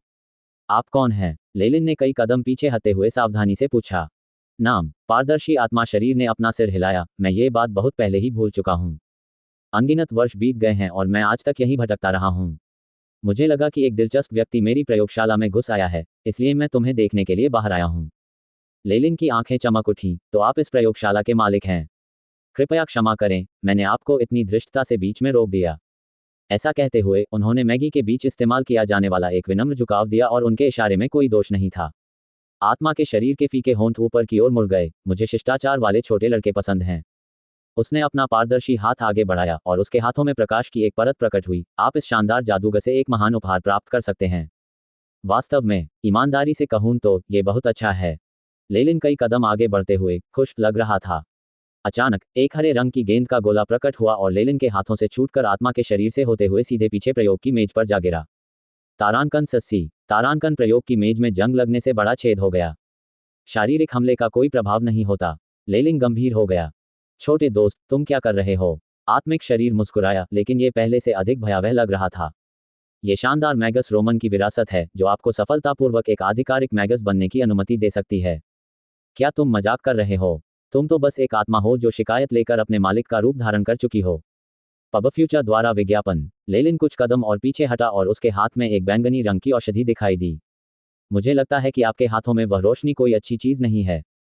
तारांकन टकराना। तारांकन औषधि उसके हाथों से छूटकर उड़ गई और तीव्र ज्वाला निकली। बैंगनी धुआं लगातार ऊपर उठ रहा था और बैंगनी धुंध की चपेट में आने से आत्मिक शरीर के हाथों में प्रकाश की परत बिखर गई, जिससे एक भयावह चेहरा प्रकट हुआ जो अनिच्छा से चीख रहा था। यह आत्मा के शरीर जैसा ही लग रहा था, एक दुर्भावनापूर्ण प्रतिशोधी आत्मा जो जीवित मनुष्यों के भौतिक शरीर पर आक्रमण करना पसंद करती है। लेलिन को दूर की कोई कहानी याद आए और वह बोला, प्रतिशोधी आत्मा? तुम एक प्रतिशोधी आत्मा हो? कौन जानता है? आत्मा शरीर पर रक्तपिपासु मुस्कान थी। वास्तव में जिस चीज ने आपको आकर्षित किया वह ये पुस्तक ही है ना? लेलिन ने एक कीमिया डायरी पुस्तक लहराई जिसे उसने अपने लबादे से निकाला था। वास्तव में यह ऐसी चीज है जो मेरी है। काली डायरी देखकर आत्मा की आंखों को जैसे कुछ याद आ गया। आप सामने के दरवाजे पर लाश हैं। इस प्रयोगशाला के अन्वेषण के दौरान आप गनोइंग स्लेट द्वारा मारे गए थे। आपकी आत्मा मंत्र निर्माण द्वारा फंस गई थी और अंततः प्रतिशोधी आत्मा में बदल गई। लेलिन ने घटनाओं की श्रृंखला का सारांश दिया, क्योंकि वह पहले से ही जानता था कि इस प्रयोगशाला का असली मालिक कौन था। एक बुद्धिमान बच्चा, आत्मा ने अपने नाखूनों से खेलते हुए कहा, यह अफसोस की बात है कि तुम आज यहीं मरोगे। तारांकन वूश, तारांकन। लेलिन को केवल एक रोशनी चमकती हुई महसूस हुई और उसने बचने की कोशिश की, लेकिन उसे अपनी छाती पर खून के कई निशान मिले। ताजे खून की गंध। खून को देखकर आत्मा के शरीर की अभिव्यक्ति और भी अधिक वासनापूर्ण हो गई और उसने अपनी उंगलियां मुंह में डालकर उन्हें चाटना शुरू कर दिया। कितनी तीव्र गति है! नंगी आंखों से इसे नहीं देखा जा सकता। लेलिन की आंखों से एक नीली रोशनी निकली और एआई चिप ने तेजी से गणना की। तुम बच नहीं पाओगे। आत्मसमर्पण करो और भव्य रोमन की भेंट बन जाओ। प्रतिशोधी आत्मा चीखी और पुनः आगे बढ़ी। उसके नाखून आगे की ओर उछल पड़े, मानो किसी धारदार ब्लेड में बदल गए हों। तारांकन धिक्कार है। तारांकन। लेलिन के शरीर से हल्की झिल्ली की एक परत प्रकट हुई, जिसने उसे उन्मत्त हमले के बल से बचाया। ट्रेवर की घूमती ढाल औषधि। मैंने तुम्हें पकड़ लिया है, लेलिन ने उपहास किया। लेलिन एक आत्मा के शरीर के साथ पूरी तरह से तालमेल नहीं रख सकता था, जो हवा की तरह तेजी से यात्रा कर रहा था। भले ही एआई चिप इसकी गति और प्रक्षेप पथ की गणना कर सके, लेकिन लेलिन की शारीरिक क्षमताओं के कारण वह इसका अनुसरण नहीं कर सकता था। इसके अलावा आत्मिक शरीर के भ्रामक आभास के कारण अधिकांश शारीरिक हमले बेकार थे। शुक्र है, लेलिन की औषधि ट्रेवर की परिक्रामी ढाल औषधि, जिसे उसने पहले तैयार किया था, एकमात्र रक्षात्मक औषधि थी जिस तक अनुचरों की पहुंच थी। यहां तक कि आत्मिक शरीरों के प्रति भी कुछ दमनात्मक प्रभाव थे। पबफ्यूचा द्वारा विज्ञापन। वह हाथ, जो प्रकाश से आच्छादित था, ने सीधे आत्मिक शरीर के दाहिने हाथ को पकड़ लिया। मैं, असंभव, तुम मुझे कैसे छू सकते हो? आत्मा का चेहरा विकृत हो गया और वह संघर्ष करते हुए चीखने लगी। आत्मिक शरीर अन्य अकादमियों के अनुयायियों के लिए बहुत रहस्यमय हो सकते हैं, लेकिन यह अफसोस की बात है कि आप मुझसे मिले, जो एबिसल बोन फॉरेस्ट अकादमी से आया था। असफलता के भाग्य को स्वीकार करो। लेलिन का चेहरा शांत था और उसने एक काले रंग की क्रिस्टल बॉल निकाली। यह एक ऐसी चीज थी जिसे वह अकादमी में प्राप्त करने में कामयाब रहा था, एक सीमित आत्मा क्षेत्र, जिसका उपयोग विशेष रूप से आत्माओं के शरीर को पकड़ने और संग्रहित करने के लिए किया जाता था। तारांकन ची। तारांकन काले रंग की क्रिस्टल बॉल के आत्मा शरीर के संपर्क में आने पर चमकदार प्रकाश उत्सर्जित हुआ और इसकी सतह पर एक चूषण बल उत्पन्न हुआ, जिसने लगातार चीखते हुए आत्मा शरीर को सीधे अपने अंदर खींच लिया। कुछ मिनट बाद लेलिन के सामने कुछ भी नहीं बचा। काले क्रिस्टल बॉल के अंदर एक अतिरिक्त पारभासी आकृति थी। इस प्रकार काले क्रिस्टल में एम्बर एक जैसा समानता थी। एम्बर, एक रत्न जिसमें कुछ जीवाश्म फंसे हो सकते हैं। लेलिन ने राहत की सांस ली। शुक्र है कि यह बुरा व्यक्ति केवल स्तर 3 का अनुयायी है और सौभाग्य से मेरे पास ट्रेवर की रिवॉल्विंग शील्ड पोशन और कन्फाइनिंग स्पिरिट स्फीयर था। अगर ऐसा न होता तो आज मैं मुसीबत में पड़ जाता। आत्मिक शरीरों के संबंध में उनकी आत्मा की शक्ति ही उनकी शक्ति निर्धारित करेगी। जहां तक जादूगरों के ध्यान का प्रश्न है, यह आध्यात्मिक शक्ति की साधना है, जो उनकी आत्मा को मजबूत करने की एक प्रकार की विधि है। एक बार एक आधिकारिक मैगस था, जो जब एक आत्मा शरीर में रूपांतरित हुआ, तो वास्तव में उसकी जादू करने की क्षमता बरकरार रही और अंततः एक आत्मा शरीर मैगस में बदल गया। अगर आज उसकी मुलाकात किसी आत्मा से होती जो आधिकारिक मैगस होती, तो लेलिन के पास बचने का कोई मौका नहीं होता। एक बार भौतिक शरीर में प्रवेश हो जाने पर आत्मा हमेशा के लिए उसे जुड़ जाती है। अपने हाथों में काले क्रिस्टल बॉल को देखते हुए लेलिन ने सोचा और फिर उस पर कई और मुहरें लगाईं, फिर उसे एक छोटे काले बोरे में रख दिया। उसने बोरे का मुंह भी कसकर अपनी कमर पर लटका लिया। ऐसा करने के बाद लेलिन ने पूरे विला की तलाशी ली। ये पुष्टि करने के बाद कि कोई और चूक नहीं हुई है, वह अत्यंत खेद के साथ वहां से चले गए। अफसोस की बात है, लेलिन ने अपने पीछे विशाल काले ग्रेनाइट बोल्डर को देखा और बिना किसी हिचकिचाहट के वह एक सुंदर ब्लेड घोड़े पर सवार होकर तेजी से क्षेत्र से बाहर निकल गया। तारांकन धमाका। तारांकन। जब वह वहां से चला गया तो विशाल काले ग्रेनाइट का पत्थर जोर से फटा, जिससे पूरा क्षेत्र नष्ट हो गया और राख में बदल गया। आधे महीने बाद प्रयोगशाला में लेलिन ने काली डायरी का अंतिम पृष्ठ पढ़ने के बाद उसे बंद कर दिया। मैंने कभी नहीं सोचा था कि लोवियन अकादमी की शिक्षाओं द्वारा दर्शाए गए जादुई कलाकृति के संश्लेषण या मैरी के आंसुओं के प्राचीन सूत्र में आत्माओं का पहलू शामिल होगा। लेलिन ने इस जानकारी के बारे में एबिसल बोन फॉरेस्ट अकादमी में क्रॉफ्ट से स्पष्ट रूप से सुना था, लेकिन उसने कभी स्वयं इस पर शोध नहीं किया था। मैं चिंतित हूं कि मैं केवल सबसे कठिन विधि ही अपना सकता हूं, जो कि विभिन्न परीक्षण और त्रुटि प्रयोगों से अनुसंधान और अवलोकन करना है। इसके अलावा मुझे डेटा इकट्ठा करने के लिए एआई चिप का उपयोग करना होगा। इस पहलू में शायद विस्काउंट जैक्सन एक नगर स्वामी के रूप में मेरी मदद कर सकते हैं। वेब से जर्गनेट द्वारा संचालित। जेरेड फोगल का जेल में दुखद जीवन कमजोर दिल वालों के लिए नहीं है। जेडी और उषा वेंस की शादी में लाल झंडे। ये सोचते हुए लेलिन ने अपनी प्रयोगशाला के कोने से एक काले क्रिस्टल बॉल को बाहर निकाला। क्रिस्टल बॉल को मूलतः एक वेदी पर रखा गया था, जिसके ऊपर रहस्यमय रून अंकित थे तथा उसके चारों ओर 3 सफेद जलती हुई मोमबत्तियां थीं। लेलिन ने क्रिस्टल बॉल की सतह पर दस्तक दी। तारांकन डोंग, तारांकन। अचानक एक लहर उठी और क्रिस्टल बॉल में मौजूद धुंध छट गई, जिससे एक स्पष्ट धुंधली आकृति प्रकट हुई। इस आकृति में शरीर का केवल ऊपरी आधा भाग था तथा इसके निचले अंगों के स्थान पर लगातार घूमती हुई सफेद धुंध थी। जहां तक उसके चेहरे की बात है तो वह एक बूढ़े आदमी जैसा था। इस बूढ़े व्यक्ति के चेहरे पर अत्यंत गहन भाव थे और भय स्थायी रूप से उसके चेहरे पर छाया हुआ था, मानो वह कोई छोटा सा कीड़ा हो जो एम्बर के भीतर जम गया हो। इस प्रतिशोधी आत्मा को देखकर लेलिन अचानक हंसा और एक मंत्र का जाप किया। ये कहाँ है? मुझे जल्दी से रिहा करो। अचानक क्रिस्टल बॉल में जमी हुई सामग्री पुनः जीवित हो गई। बूढ़ा आदमी चिल्लाया। हालांकि उसका चेहरा अभी भी जोश और पागलपन से भरा हुआ था, लेकिन यह उसके डर और लाचारी को छिपा नहीं सका। कैसा है, मिस्टर रोमन? अपने विचारों को स्थिर कर लेने पर कैसा महसूस होता है? लेलिन ने गेंद को अपने सामने रख लिया। यह आप है। प्रतिशोधी आत्मा ने क्रिस्टल बॉल की सतह पर अपना सिर पटका, लेकिन कोई फायदा नहीं हुआ। रोमन को, जो एक असहाय मच्छर की तरह था, क्रिस्टल बॉल की आंतरिक दीवारों पर बेतहाशा हमला करते देख लेलिन ने हंसते हुए क्रिस्टल बॉल की सतह पर अपनी उंगली हिलाई। तारांकन टकराना। तारांकन रोमन, जो अंदर था, को ऐसा लगा जैसे किसी ने स्टील के हथौड़े से प्रहार किया हो और वह पूरी तरह से हताश होकर जमीन पर गिर पड़ा। कैसा है? अब जल्दी करो और मुझे प्रयोग और अपने जीवन के बारे में सब कुछ बताओ। उसके बाद मैं तुम्हें छोड़ देने पर विचार कर सकता हूँ। लेलिन का चेहरा भावशून्य था। सपने देखते रहो, रोमन ने दृढ़ निश्चयी भाव प्रदर्शित किया। तो फिर मेरे पास कोई विकल्प नहीं है। लेलिन ने अपने कंधे उचकाए और क्रिस्टल बॉल के पास एक लाल पत्थर रख दिया। रोमन के शरीर पर तुरंत ही आग की लपटें उठने लगीं और वह दयनीय रूप से रोने लगा। आत्मिक शरीर में पीड़ा जोड़ने के मामले में मेरे पास कुछ कौशल हैं। इसके अलावा इस क्रिस्टल बॉल में आप आत्महत्या भी नहीं कर सकते। इस तरह की यातना बहुत लंबे समय तक जारी रहेगी। बहुत लंबा समय। लेलिन ने अपने अंतिम शब्दों को इस हद तक खींचा कि उसे सुनने वाला व्यक्ति सो जाना चाहेगा। होना एक मोहक आकर्षण। सपने देखते रहो। रोमन, जो क्रिस्टल बॉल में दबा हुआ था, अपने दांत पीस रहा था। ये तो अप्रत्याशित मानसिक दृढ़ता है। लेलिन की भौहें तन गईं। ऐसा लगता है कि मुझे भविष्य में इसे दिन में एक बार डालना होगा, ताकि इस प्रतिशोधी आत्मा की जीवन शक्ति बहुत कम हो जाए। जीवन शक्ति प्रतिशोधी आत्माओं का आधार थी। जब प्रतिशोधी आत्माओं की जीवन शक्ति कमजोर हो जाती है, तो उनकी बुद्धि अक्सर कम हो जाती है और वे मंदबुद्धि बन जाते हैं। वर्तमान परिस्थितियों में मोहक आकर्षण के साथ सफलता की भी अच्छी संभावना है। भले ही इससे रोमन को कोई परेशानी न हुई हो, फिर भी इसमें कोई समस्या नहीं होनी चाहिए। एक पोषण मास्टर के रूप में लेलिन को रोमन की जीवन शक्ति को नष्ट होने से पहले संरक्षित करने का विश्वास था। रोमन की जीवन शक्ति को लंबा खींचकर और उसे बार बार यातना देकर दृढ़ता के साथ लेलिन को वह जानकारी प्राप्त हो जाएगी जिसकी उसे आवश्यकता थी। जहां तक लेलिन की बात है तो अब समय आ गया था। रोमन के साथ धीरे धीरे खेलने का समय आ गया है। पलक झपकते ही शरद ऋतु का अंतिम समय आ गया। कृषि योग्य खेत सुनहरे पीले गेहूं की बालियों से लदे हुए थे। दूर दूर तक फैली पवन चक्कियां लगातार घूम रही थीं और धरती प्रचुरता से आनंदित लग रही थी। तारांकन डांग डांग डांग। तारांकन। खेतों के बीच सड़क पर घोड़ागाड़ियों और बख्तरबंद शूरवीरों का एक समूह चल रहा था, जिनकी ताकत और दृढ़ता आम इंसानों से कहीं अधिक थी। उनके कंधे की पट्टियों पर कवच पर एक अर्धचंद्र का चिन्ह था। यह चिन्ह एक्सट्रीम नाइट सिटी के नगर स्वामी विस्काउंट जैक्सन का था।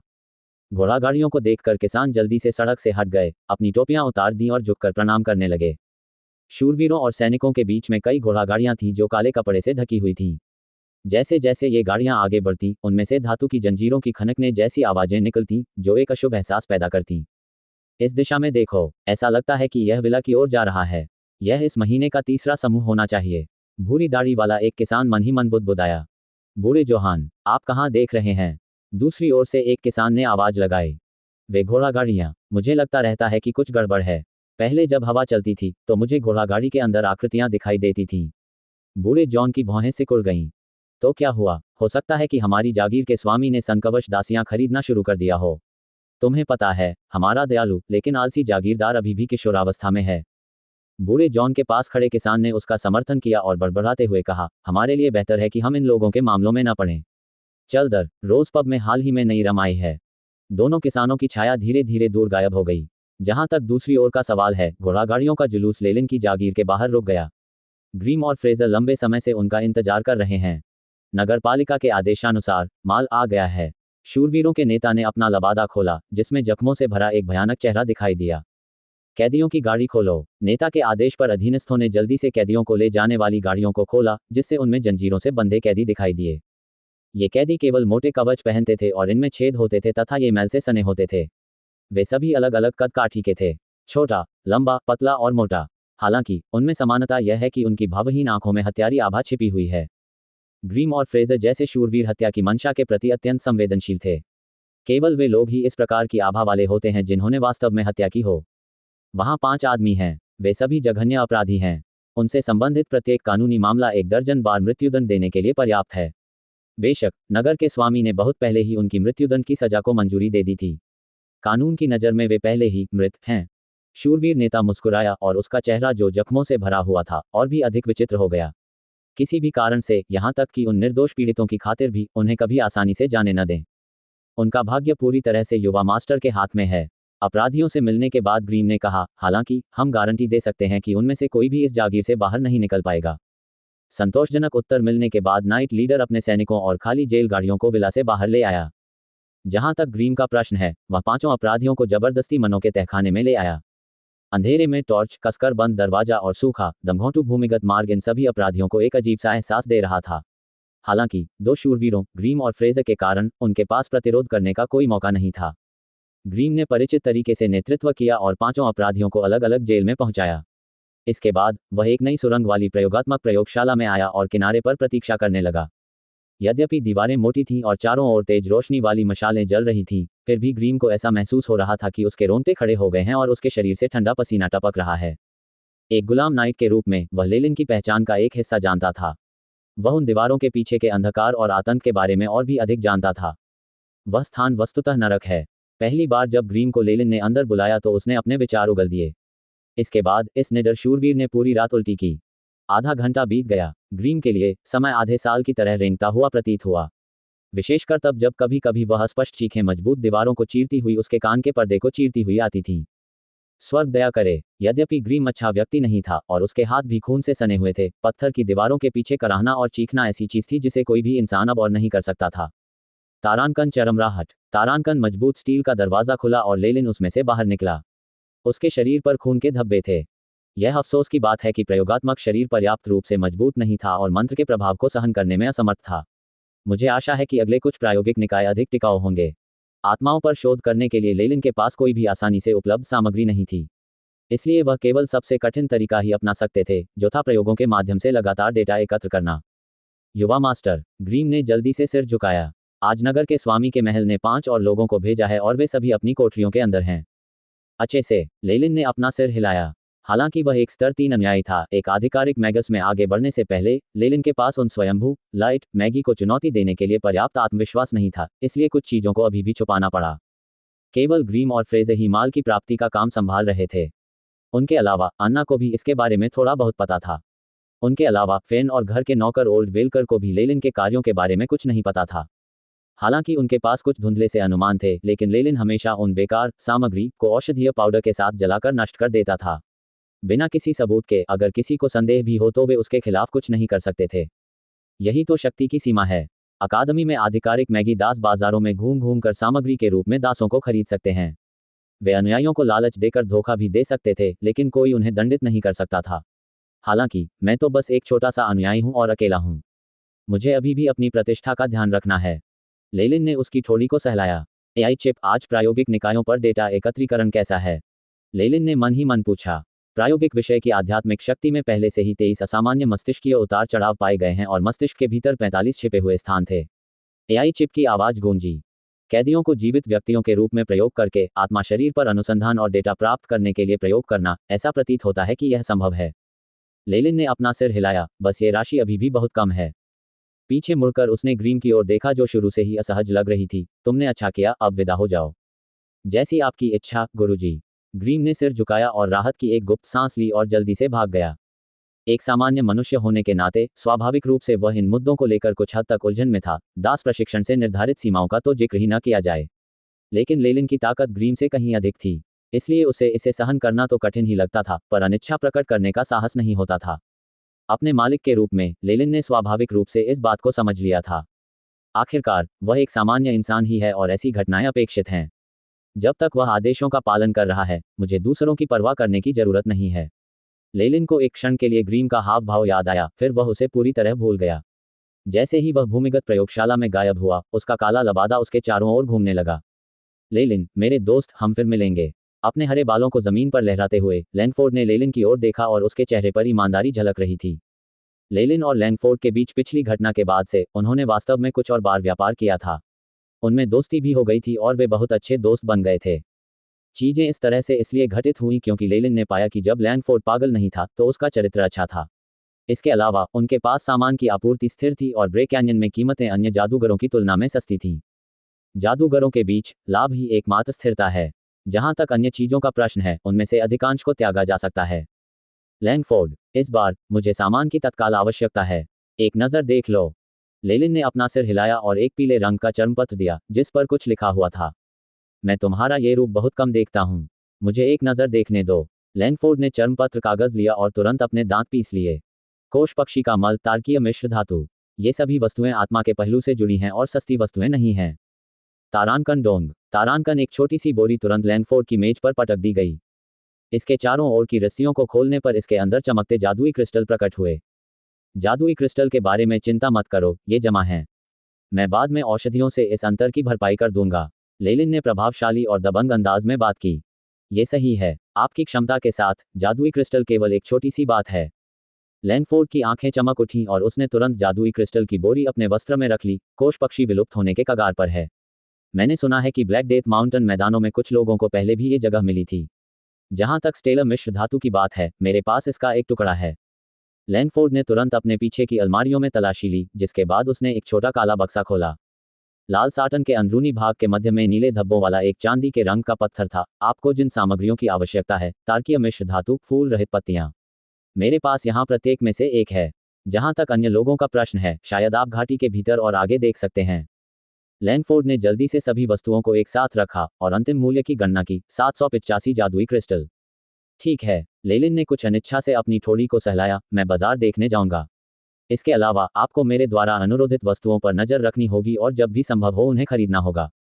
ठीक है। एक बार जब लैंगफोर्ड सहमत हो गया तो उसके चेहरे का रंग बदल गया और हरे बाल लगातार सिकुड़ते गए, बहुत जल्द ही पैरों से कमर तक पहुंच गए। लिया, अब छोड़ दें। लैंगफोर्ड का चेहरा विकृत हो गया था और उसकी एक आंख पहले से ही लाल हो चुकी थी। लेलिन ने पीछे मुड़कर देखा और गुफा से कुछ दूर निकल गया। तभी एक चीखने जैसी आवाज उसके कानों में पड़ी। इस तरह की रुक रुक कर होने वाली बीमारी सचमुच डरावनी है। लेलिन के कदम रुके नहीं और सीधे घाटी की गहराई की ओर बढ़ गए। जल्दी करो, देखो, लैंगफोर्ड ने फिर से हरकत की है। क्या हमें संरक्षकों को सूचित करना चाहिए? मुझे डर है कि इससे कोई खास फायदा नहीं होगा।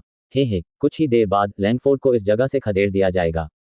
उसी समय गुफा के दोनों ओर से नुकीली टोपियां पहने हुए कई अनुचर चीखने की आवाज की दिशा की ओर देखने लगे। विभिन्न चेहरों पर चिंता, उदासीनता और दुख के भाव देखे गए। कुछ समय तक व्यस्त रहने के बाद लेलिन ब्रे घाटी से बाहर निकल आया। उसकी पीठ पर एक अतिरिक्त काला बैग था जिसमें विभिन्न सामग्रियां भरी हुई थीं। लेलिन ने पीछे मुड़कर ब्रे कैन्यन को देखा, फिर अपने काले घोड़े पर सवार होकर चला गया। एक विशाल और उज्ज्वल कमरे के अंदर एक पूरी लंबाई का दर्पण लगा हुआ था। दर्पण एक व्यक्ति से भी अधिक ऊंचा था और इसके किनारों पर काले पत्ते लगे हुए थे जो सफेद सिंटी की लकड़ी के विपरीत थे। इसके किनारों पर विभिन्न रंगों के रत्न भी जड़े हुए थे जिससे यह अत्यंत भव्य दिखाई दे रहा था। इस समय एक युवक जो स्वैलो टेल कोट पहने हुए था इस दर्पण के सामने खड़ा था। उसके पीछे कुछ नौकरानियां थीं जो अपने स्वामी के वस्त्र ठीक करने में व्यस्त थीं। साफ सफाई करने के बाद युवक ने हाथ हिलाकर नौकरानियों को भगा दिया और खुद को कमरे में अकेला छोड़ दिया। इस युवक ने उसके प्रतिबिंबित शरीर का आकलन किया, एक मध्यम ऊंचाई और पतला कद। वह भूरे बालों वाला और कुछ गोरी त्वचा वाला था। उनके चेहरे को नाजुक कहा जा सकता था, लेकिन उनकी दोनों आंखों की चमक से पता चलता था कि उनका दिमाग बहुत सक्रिय था। अनजाने में मैं पहले ही 17 साल का हो गया हूं। लेलिन ने खुद को आईने में देखा और उदासी के भाव के साथ बोला। समय सबसे तीक्ष्ण हथियार था। इसने शिशुओं को वृद्ध बना दिया तथा समुद्रों को सुखाकर बंजर रेगिस्तान बना दिया। यहां तक कि यदि कोई व्यक्ति मैगस भी हो तो वह अपने जीवन को केवल थोड़ा ही बढ़ा सकता है। लेकिन भले ही वे कई हजार वर्षों तक जीवित रहें, फिर भी वे समय के धीमे क्षरण से बच नहीं पाएंगे। लेलिन को अपने पिछले अन्वेषण से लौटे हुए 1 वर्ष से अधिक समय बीत चुका था। नहीं, मुझे समय के शाश्वत अभिशाप से लड़ना होगा और अमरता की खोज करनी होगी। तभी मैं इस संसार में आने के भाग्य का हकदार हो पाऊंगा। लेलिन की आंखें आग की तरह काली हो गईं, मानो उनके भीतर एक गहरी ज्वाला जल रही हो। मालिक, नगर के स्वामी की घोड़ागाड़ी यहाँ है। दरवाजे के बाहर अन्ना की आवाज़ सुनाई दे रही थी। उसे थोड़ी देर इंतजार करने दो, मैं थोड़ी देर में आ रहा हूँ। लेलिन ने शीशे के सामने मुंह किया और अपनी स्थिति को ठीक करने के बाद एक छोटी काली छड़ी उठाई और कमरे से बाहर निकल गया। तारांकन डैंग डैंग, तारांकन। काले रंग की घोड़ागाड़ी तेजी से सड़क पार कर गई और नगर के स्वामी कैसल का प्रतीक चिन्ह देखकर नागरिकों ने उसे नजरअंदाज कर दिया और रास्ता बना लिया। वे सभी घोड़ागाड़ी की ओर सम्मान और ईर्ष्या भरी नजरों से देखने लगे। केबिन में केवल लेलिन था। वर्तमान में ये युवक मखमली हंसपंख के गद्दे पर आराम से लेटा हुआ था। उसका हाथ एक ओर को मुड़ा हुआ था, जिससे उसकी हथेली पर एक अजीब सा पेंडेंट दिखाई दे रहा था। ये पेंडेंट चांदी के क्रॉस से काफी मिलता जुलता था। इसकी सतह पर कुछ लाल और नीले हीरे थे जो प्रकाश में चमक रहे थे, जिससे हल्की चमक निकल रही थी। जैसे ही लेलिन ने इस पेंडेंट को देखा, उसके चेहरे पर संतुष्टि का भाव उभर आया। एआई चिप की गणना के अनुसार स्टेलर मिश्र धातु को केंद्र बिंदु मानकर तथा विभिन्न बहुमूल्य मिश्र धातुओं के सहयोग से, जिन्हें मैंने अपनी यात्रा के दौरान प्राप्त किया है, जादुई कलाकृति का ये प्रोटोटाइप पहले से ही पूरी तरह से संश्लेषित किया जा चुका है। ये पेंडेंट कलाकृति कुछ ऐसी थी जिसे लेलिन ने लोवियन अकादमी शिक्षाओं के जादू कलाकृति अनुभाग के अनुसार संश्लेषित किया था। 3 साल पहले लेलिन ने लोवियन अकादमी की शिक्षाओं के जीर्ण पृष्ठ को खरीदने में कामयाबी हासिल की थी तथा एआई चिप द्वारा धीरे धीरे उसके अंदर की सामग्री को समझा जा रहा था। शिक्षाओं के प्रारंभिक भाग केवल अनुयायियों के लिए उपयुक्त थे, जिनमें अनेक यात्राओं और साहसिक कारनामों का वर्णन था। यदि ऐसा नहीं होता तो लेलिन कभी भी इस पेज को अत्यंत कम कीमत पर नहीं खरीद पाता। लेलिन का भाग्य बुरा नहीं था। एआई चिप द्वारा डिकोडिंग समाप्त होने के बाद उन्होंने एक निम्न श्रेणी की जादुई कलाकृति को संश्लेषित करने की विधि प्राप्त की। गिरता हुआ सितारा पेंडेंट, यह उस जादुई कलाकृति के नुस्खे का नाम था जो उसने प्राप्त किया था। लोवियन अकादमी की शिक्षाओं के अनुसार ये फॉलन स्टार पेंडेंट एक निम्न श्रेणी की जादुई कलाकृति होने के बावजूद दुर्लभ रक्षात्मक प्रकृति का था। कुछ आक्रमण प्रकार की जादुई कलाकृतियों की तुलना में इसका मूल्य स्वाभाविक रूप से बहुत अधिक था। यहाँ तक कि एक आधिकारिक जादूगर भी इसमें रुचि ले सकता है। आवश्यक सामग्री और प्रक्रिया को देखने के बाद लेलिन ने तुरंत निर्णय लिया कि उसे फॉलन स्टार पेंडेंट को संश्लेषित करना होगा। यद्यपि अनुचरों के मंत्र काफी विनाशकारी होते हैं, फिर भी उनकी कम रक्षा क्षमता हमेशा से एक समस्या रही है। केवल आधिकारिक मैगस बनकर तथा एक सहज रक्षात्मक मंत्र बनाने में सक्षम होकर ही एक ऐसा मंत्र बनाया जा सकता है जो एक बल क्षेत्र को प्रक्षेपित करता है जो लगातार शरीर की रक्षा करता है। केवल तभी किसी को विस्मयकारी जादूगर माना जा सकता है। जहां तक अनुचरों की बात है तो वे किसी भी समय छिपकर किए गए हमलों में अपनी जान गंवा सकते हैं। कुछ अनुचर जो पहले लेलिन के साथ जंगल में प्रवेश कर चुके थे, इस मामले के सबसे अच्छे उदाहरण थे। यद्यपि वे महान मैनकेस्ट्रे सांप के कारण विनाशकारी मंत्रों का प्रयोग करने में सक्षम थे, लेकिन रक्षात्मक मंत्रों की कमी के कारण वे सभी नष्ट हो गए। केवल मफी ही जीवित बचने के लिए भाग्यशाली था, लेकिन ये लेलिन द्वारा उसे बचाए जाने के कारण संभव हुआ।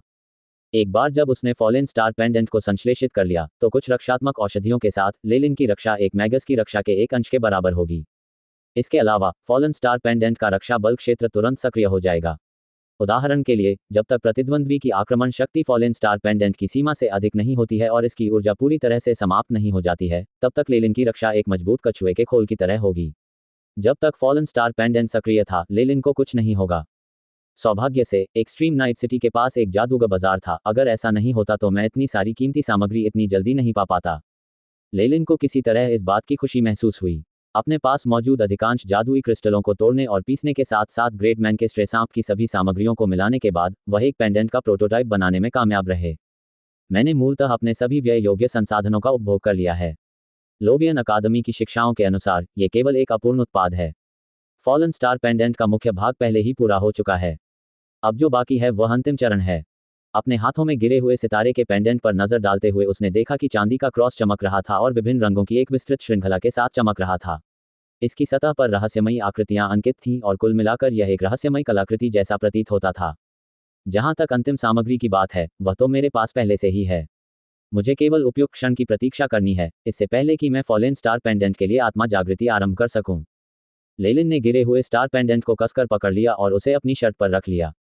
जहां तक मैरी के आंसुओं का प्रश्न है, इस प्राचीन सूत्र को समझना सचमुच कठिन है। बहुत सारे प्रयोगों और आत्मा शरीरों पर बड़ी मात्रा में डेटा प्राप्त करने के बाद भी मैं अभी भी इस सूत्र को देखकर कुछ भी समझ नहीं पा रहा हूं। लेलिन उदास दिखाई दिया और उसके विचार तेजी से घूमने लगे। क्या यह हो सकता है कि मेरा अनुमान गलत हो? क्या होगा यदि इस सूत्र का आत्मा शरीर से कोई संबंध नहीं है? रुको, कोचवान की आवाज सामने से आई। घोड़ागाड़ी रुकते ही झटके से रुकी। सर लेलिन, शहर के स्वामी का किला बस आगे ही है, कोचवानों ने आदरपूर्वक बताया। लेलिन ने अपना सिर हिलाया और अपने आंतरिक विचारों को व्यवस्थित करते हुए गाड़ी के दरवाजे से बाहर निकला। नगर स्वामी का महल अब भी वैसा ही था, पहले जैसा ही भव्य और गरिमा में। प्रवेश द्वार के दोनों ओर पहरेदारों की कतारें एक दूसरे के सामने खड़ी थीं और उनकी निगाहें कभी नहीं डगमगा रही थीं, वे बहुत ही भयानक लग रहे थे। विस्काउंट जैक्सन बहुत बुद्धिमान है। विथरिंग वुड्स की घटना के बाद से ही वह गंभीर रूप से घायल होने का नाटक कर रहा था और इस खबर को बाहर आने दे रहा था। जब उसके दुश्मनों ने खबर की पुष्टि कर ली और वे हमले के लिए एकत्रित होने लगे, तो उसने बिजली की गति से उन सभी को एक साथ पकड़ लिया। उसने उनके सभी सिर काट डाले और उनका खून खाई में बह निकला। तब से एक्सट्रीम नाइट सिटी का पूरा इलाका बेहद शांत है। लेलिन, मेरा भाई। विस्काउंट जैक्सन काफी देर से मुख्य द्वार पर इंतजार कर रहा था। लेलिन को देखते ही वह तुरंत उसका स्वागत करने के लिए आगे बढ़ा। विस्काउंट जैक्सन ने लेलिन की ताकत को पहली बार देखा था। यह उल्लेख करना आवश्यक नहीं है कि लेलिन विस्काउंट जैक्सन का जीवन रक्षक था। यदि लेलिन न होता तो विस्काउंट जैक्सन बहुत पहले ही ग्रेट मैन के स्ट्रे सांप का शिकार बन चुका होता। नगरपालिका, लेलिन ने सिर हिलाते हुए कहा। विस्काउंट जैक्सन ने सौहार्दपूर्ण तरीके से लेलिन के हाथ पकड़ लिए। लेलिन को अपने महल के बगीचे में घुमाने के बाद वह लेलिन को एक निजी अध्ययन कक्ष में ले गया। महल के एकांत में विस्काउंट जैक्सन ने अंततः एक चिंताजनक अभिव्यक्ति प्रकट की। मेरे भाई लेलिन, पिछली बार आपने 50 लोगों की मांग की थी, लेकिन मैं आपको इतने लोग उपलब्ध कराने में असमर्थ हूं। मैंने अपने सभी जेलों से सभी अपराधियों को पहले ही आपके पास भेज दिया है। इसके अलावा मैंने आपके पास ऐसे धोखेबाज और चोर भी भेजे हैं जिनके अपराधों के लिए मृत्युदंड की सजा नहीं दी जा सकती। हालांकि यह अभी भी आपके द्वारा अनुरोधित संख्या से बहुत दूर है। यह इस तरह था। लेलिन ने अपना सिर हिलाया और सोफे पर बैठकर गहरी सोच में डूब गया। एक्सट्रीम नाइट सिटी को मुश्किल से ही मध्यम आकार का शहर माना जा सकता है।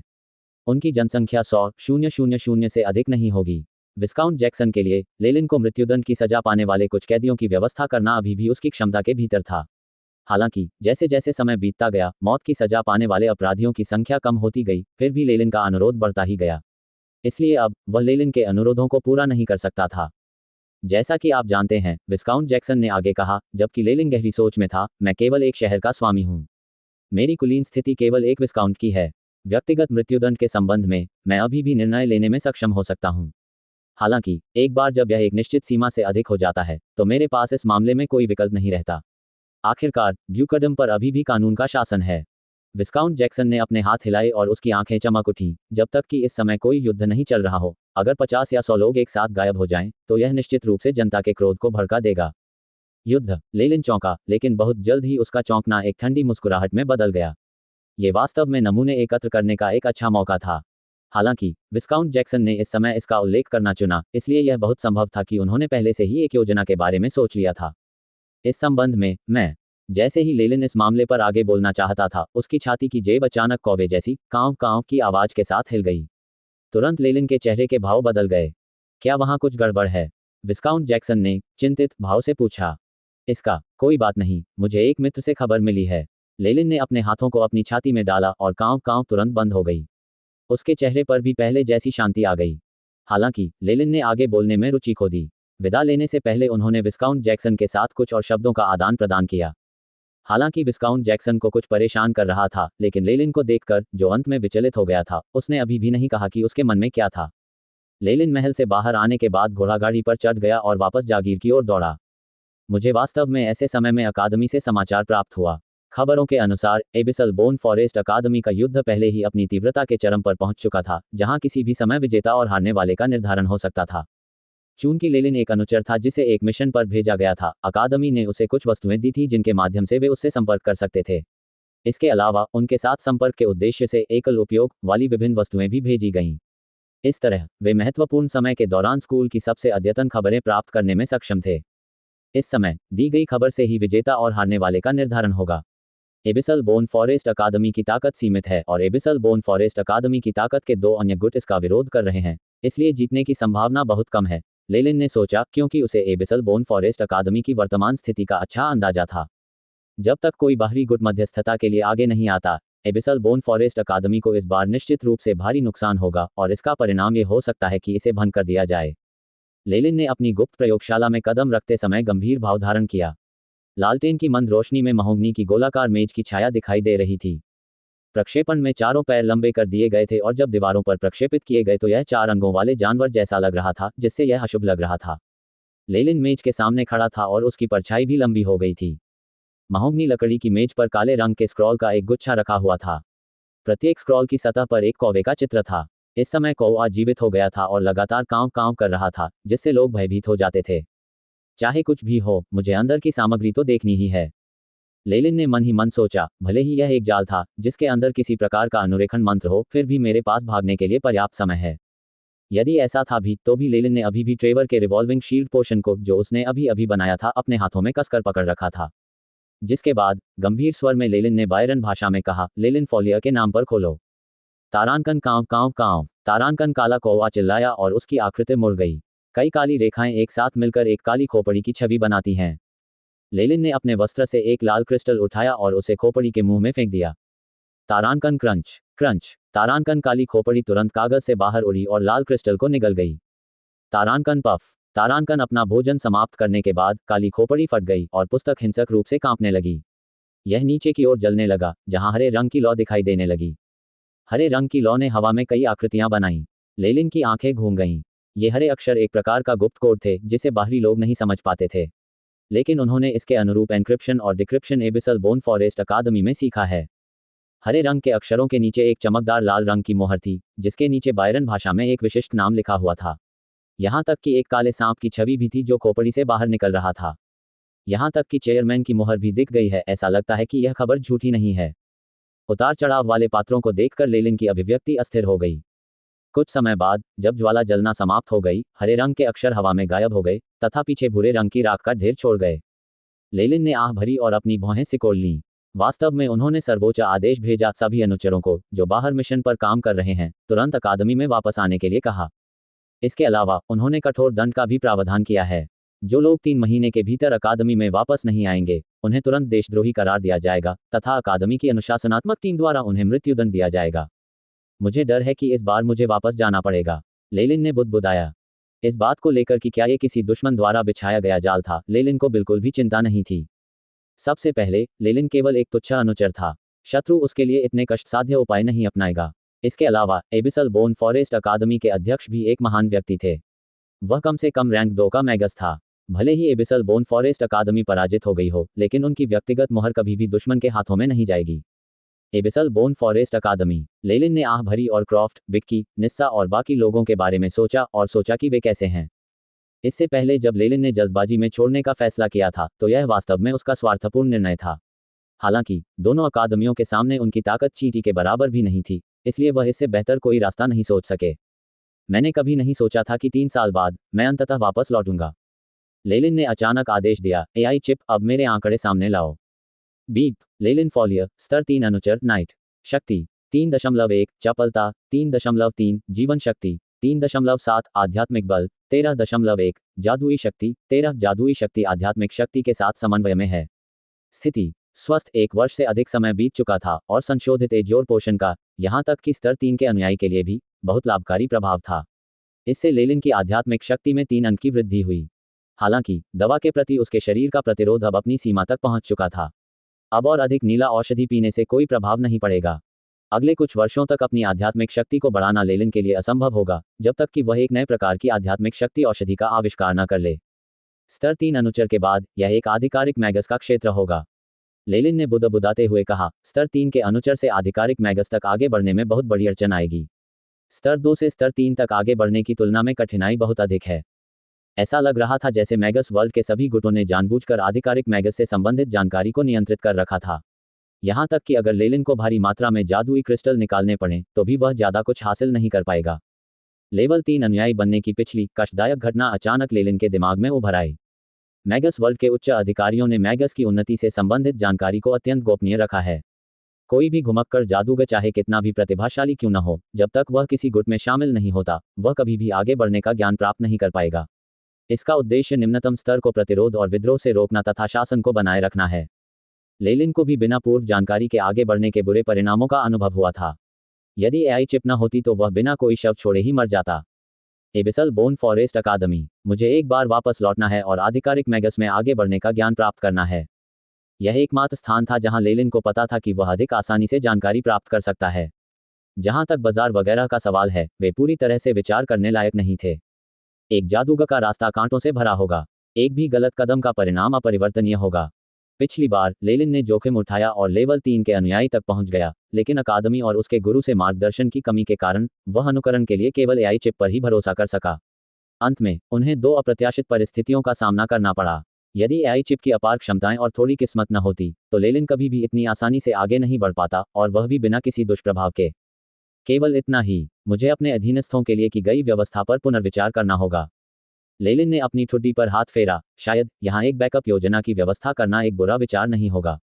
आदेश दो, मैं आज रात के भोजन के लिए अधीनस्थों के साथ शामिल होना चाहता हूँ। गुप्त प्रयोगशाला से बाहर निकलने के बाद लेलिन ने अन्ना को निर्देश दिया। हाँ युवा मास्टर। लेलिन एकांतप्रिय था और वह आमतौर पर दैनिक काम और छोटी मोटी चीजें अन्ना, ग्रीम और अन्य लोगों पर छोड़ देता था, जबकि वह पूरे दिन प्रयोगशाला में ही रहता था। वह शायद ही कभी जागीर से बाहर जाता था, इसलिए अचानक आदेश देने से अन्ना चौंक गई। हालांकि वह एक तेज तर्रार महिला थी, इसलिए उसने ज्यादा कुछ नहीं पूछा। प्रणाम करने के बाद वह लेलिन के सामने अपनी सुंदर आकृतियां प्रदर्शित करते हुए पीछे हट गई। स्वाभाविक रूप से जागीर में इतने बड़े हॉल थे कि मालिक अपने अधीनस्थों के साथ भोजन कर सकता था। हॉल का निर्माण बड़े बड़े लाल पत्थरों से किया गया था, खिड़की का चौखट छोटा था और सूर्य की रोशनी केवल मंद रूप से ही वहां तक पहुंच पाती थी। हालांकि केंद्र में सैकड़ों मोमबत्तियां जलाकर रखी गई एक चांदी की रैक ने इस समस्या का पूरी तरह से समाधान कर दिया। बड़े हॉल के बीच में एक लंबी लाल मेज रखी हुई थी। अटेंडेंट और रसोई कर्मचारी बड़ी कुर्सियों को पीछे की ओर खिसका रहे थे, जिससे चरमराहट की आवाजें आ रही थीं। उन्होंने मेज पर एक मोटा सफेद कपड़ा भी बिछा दिया और चांदी के कांटे, चम्मच, प्लेटें और अन्य कटलरी भी सजा दी। जब खाने का समय आया तो मेज पहले से ही अनेक व्यंजनों से भर चुकी थी। बीच में बारबेक्यू किया हुआ मटन रखा था। सुनहरे पीले रंग के बारबेक्यू मांस के चारों ओर कई बैंगनी और लाल फल थे। ये व्यंजनों के संयोजन का पूरक था और एक लुभावना प्रदर्शन था। लेलिन तुरंत सबसे सम्मानित स्थान पर बैठ गया और अपने सामने खड़े समूह की ओर देखने लगा। लेलिन के बाईं और दाईं ओर क्रमशः फ्रेजर और ग्रीन थे। चूंकि ये शूरवीर और अधीनस्थ थे जिन्होंने शुरू से ही लेलिन का अनुसरण किया था, इसलिए स्वाभाविक रूप से उनकी स्थिति सर्वोच्च थी। उनके पीछे गृहस्वामी ओल्ड वेलकर और रोरन हॉक्स भाड़े के सैनिक समूह के नेता फैन थे। जहां तक अन्ना की बात है, वह एक कर्तव्यनिष्ठ नौकरानी की तरह चुपचाप लेलिन के पीछे प्रतीक्षा कर रही थी। हालांकि वहां उपस्थित सभी लोगों को यह सोचने की हिम्मत नहीं हुई कि उसकी स्थिति सिर्फ एक नौकरानी की थी। हर कोई जानता था कि अन्ना को इस युवा मास्टर का असाधारण समर्थन प्राप्त था। वह न केवल लेलिन को नियमित रूप से देख सकती थी, बल्कि उसके पास सोने की तिजोरी की चाबी भी थी। इसने ओल्ड वेलकर को कुछ कमजोर बड़बड़ाहट के लिए उकसाया, लेकिन लेलिन ने इसकी परवाह नहीं की। लेलिन द्वारा यहां जमीन खरीदने के बाद फैन ने अपने पूरे परिवार को यहां स्थानांतरित कर दिया और लेलिन का सच्चा वफादार अधीनस्थ बन गया। जिसके बाद ये रोरन हॉक्स भाड़े का समूह बन गया। उनके साथ अनुबंध कुछ समय पहले ही पूरा हुआ है। लेलिन द्वारा प्रदान की गई उदार शर्तों के तहत भाड़े के सैनिकों में से आधे वहीं रुके रहे। लंबी मेज पर कई अन्य लोग भी बैठे थे, लेकिन लेलिन केवल इन कुछ लोगों से ही परिचित था। अन्य लोग लेलिन को केवल परिचित लग रहे थे, लेकिन लेलिन उनके चेहरे और नाम जानता था, जिसे वह एआई चिप पर भरोसा करके याद रख सकता था। लेलिन ने कभी भी नियमित आजीविका की छोटी छोटी बातों की परवाह नहीं की। मैगस बनने के मार्ग पर पहले ही उनकी बहुत अधिक एकाग्रता खर्च हो चुकी थी। वह अन्य मामलों पर अपना ध्यान बिल्कुल भी केंद्रित नहीं कर पाते थे। बेशक लेलिन के बाहरी तौर तरीके कई जादूगरों के समान थे। ये भी उसी प्रकार से मेल खाता है जैसा कि सामान्य मनुष्य जादूगरों से अपेक्षा करते हैं। दक्षिणी तट पर रहने वाले सभी लोगों के दिलों में जादूगर ऐसे लोगों का समूह थे जिनके पास रहस्यमयी शक्तियां थीं, लेकिन वे बेहद एकाकी थे। वे प्रायः अंधेरे जंगलों या छिपे हुए दलदलों में रहते थे। केवल तभी जब उन्हें सामग्री और अन्य वस्तुओं की आवश्यकता होती थी, वे अपना घर छोड़ते थे। युवा मास्टर। लंबी मेज के चारों ओर खड़े लोग खड़े हो गए और झुककर प्रणाम किया। तारांकन डिंग। तारांकन। लेलिन ने चांदी का चम्मच लिया और अपने सामने कांच पर थपथपाया, जिससे तीखी आवाज आई। सब लोग, आज मैं आप सभी को यहाँ इसलिए बुला रहा हूँ क्योंकि मुझे सभी को कुछ घोषणा करनी है। लेलिन की नजरों ने भीड़ को घूर कर देखा। अब तक उनकी आध्यात्मिक शक्ति 13.1 तक पहुंच चुकी थी और उनकी आंखों की रहस्यमयी निगाहें विस्मयकारी थी। ऐसा लग रहा था मानो उनकी आंखें उच्चतम श्रेणी के रत्नों से तराशी गई हों। जो कोई भी उसकी ओर देखता, उसकी आंखों में तेज दर्द होने लगता और अनायास ही आंसू निकल आते। चाहे वह ग्रीम हो या फ्रेजर, वे इस समय केवल अपना सिर झुका सकते थे। कृपया आदेश दें, युवा मास्टर। मैं कुछ समय के लिए बाहर जाऊंगी और वापस आने की कोई तिथि निर्धारित नहीं होगी। जब मैं आसपास नहीं होता, तो दवा की दुकान और मनो के दैनिक मामलों का निर्णय अन्ना, ग्रीम और फ्रेजर द्वारा किया जाता था। लेलिन ने अपने नीचे खड़े लोगों की ओर देखा और धीरे से कहा, क्या? वहां पर शोरगुल मच गया और तुरंत ही समूह के लोग एक दूसरे से कानाफूसी करने लगे तथा अजीब निगाहों से अन्ना, ग्रीम और फ्रेजर की तिकड़ी को देखने लगे। ग्रीम और फ्रेजर अनेक आंखों का केंद्र बने रहना सहन कर सकते थे। हालांकि एक महिला होने के नाते अन्ना कुछ असहज थी क्योंकि वह अपनी पोशाक को मोड़ रही थी और पकड़ रही थी। मौन। लेलिन ने फिर से चांदी के गिलास पर दस्तक दी और भीड़ शांत हो गई। आज से उन तीनों के शब्द मेरे शब्द जैसे ही होंगे। उनके किसी भी निर्णय का आपको पूरी तरह से पालन करना होगा। हम आज्ञा मानते हैं। हालांकि लेलिन आमतौर पर खुद को ज्यादा मामलों में उलझाता नहीं था, लेकिन उससे निकलने वाली प्रभावशाली आभा अत्यंत विशाल थी। ऐसी अफवाहें भी उड़ रही थीं कि वह रहस्यमयी सत्ता का हिस्सा था, जिससे उसके अधीनस्थों की उसके प्रति श्रद्धा और भी बढ़ गई। अन्ना, ग्रीम, फ्रेजर, तुम तीनों रात के खाने के बाद एक साथ मेरे अध्ययन कक्ष में आओ। ये देखकर कि उसके अधीनस्थों को कोई आपत्ति नहीं है, लेलिन ने अपना सिर हिलाया और कहा, अभी के लिए सभी कृपया अपना आनंद लें। समूह ने अपना सिर हिलाया, अपनी स्थिति पर लौट आए और बैठ गए। कटलरी के टकराने की आवाज लगातार गूंज रही थी। जब से लेलिन ने अपने आदेश जारी किए थे, हॉल पहले की तुलना में बहुत अधिक शांत था। यद्यपि रात्रि भोज बहुत शानदार था, फिर भी लोगों के दिलों पर कुछ बोझ सा लग रहा था। रात्रि भोजन के बाद लेलिन को उन तीनों का स्वागत मिला जो उसकी जादूगर पहचान के बारे में जानते थे। ग्रीम और फ्रेजर ने चमड़े का कवच पहना था, जो अत्यंत प्रभावशाली लग रहा था। अन्ना ने अभी भी लो कट ब्लाउज पहना हुआ था और वह और भी अधिक आकर्षक लग रही थी। आप लोग जानते हैं कि मैं एक जादूगर हूँ। अभी तो मैं यात्रा पर निकलने वाला हूँ और कुछ कारणों से मैं आप लोगों को यहीं रख सकता हूँ। लेलिन डेस्क के पीछे बैठा उन तीनों से गंभीरता से बात कर रहा था। पहले बाहर दिए गए आदेश केवल दूसरों को दिखाने के लिए थे। अब से, ग्रीम और फ्रेजर, तुम्हें अन्ना के साथ वैसा ही व्यवहार करना होगा जैसा तुम मेरे साथ करते हो, समझे? हम समझते हैं। ग्रीम और फ्रेजर ने अपना सिर हिलाया। बाकी लोगों की तुलना में वे जानते थे कि उनका ये स्वामी कितना भयानक था और उन्हें लेलिन के आदेशों पर कोई आपत्ति नहीं थी। ग्रीम और फ्रेजर को भेजने के बाद कमरे में केवल अन्ना और लेलिन ही बचे थे। युवा मास्टर, अन्ना की आंखों में आंसू भर आए। आपके शरीर पर मंदार पुष्प का सत्व, मैंने पहले ही इसके लिए मारक औषधि बना ली है। ये भी ले लो। अपनी महिलाओं के प्रति लेलिन का व्यवहार काफी कोमल था। ऐसा कहते हुए लेलिन ने कुछ औषधियां और एक चर्मपत्र कागज अन्ना को सौंप दिया। ये है। अन्ना ने चर्मपत्र को देखने के लिए खोला और वह चौंक गई। ये अधिकार पत्र हैं। आप एक्सट्रीम नाइट सिटी में मेरे सभी प्रतिष्ठानों का प्रबंधन करेंगे। इसके अलावा अगर मैं 10 साल के भीतर वापस नहीं आया तो ये सब तुम्हारे नाम पर स्थानांतरित कर दिया जाएगा।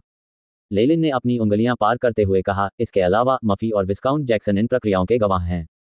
यदि भविष्य में आपको कोई परेशानी आए तो आप उनकी सहायता ले सकते हैं। पब फ्यूचर द्वारा विज्ञापन। ये सांसारिक संपत्तियां लेलिन जितनी चाहे उतनी ले सकता था। स्वाभाविक रूप से उन्हें अपने लिए एक बैकअप योजना के रूप में अन्ना को देने में कोई आपत्ति नहीं होगी। इसके अलावा भले ही उसने शतरंज का यह मोहरा गलत तरीके से खेला हो, फिर भी इसमें पछतावे जैसी कोई बात नहीं थी। आखिरकार अभी लेलिन एबिसल बोन फॉरेस्ट अकादमी में केवल एक अनुचर था। अकादमी के नियमों के अनुसार अनुचरों को अपने अनुयायियों या सेविकाओं को अकादमी परिसर में लाने की अनुमति नहीं है। चूंकि ये ऐसी चीजें थीं जिन्हें अंततः उसे छोड़ना पड़ा, स्वाभाविक रूप से लेलिन का दिल उनके लिए दुखी नहीं हुआ। इसके अलावा ये रेगिस्तानी बिच्छू का डंक है, जो विशेष रूप से ग्रीम और फ्रेजर को नियंत्रित करने के लिए इस्तेमाल किया जाने वाला उपकरण है।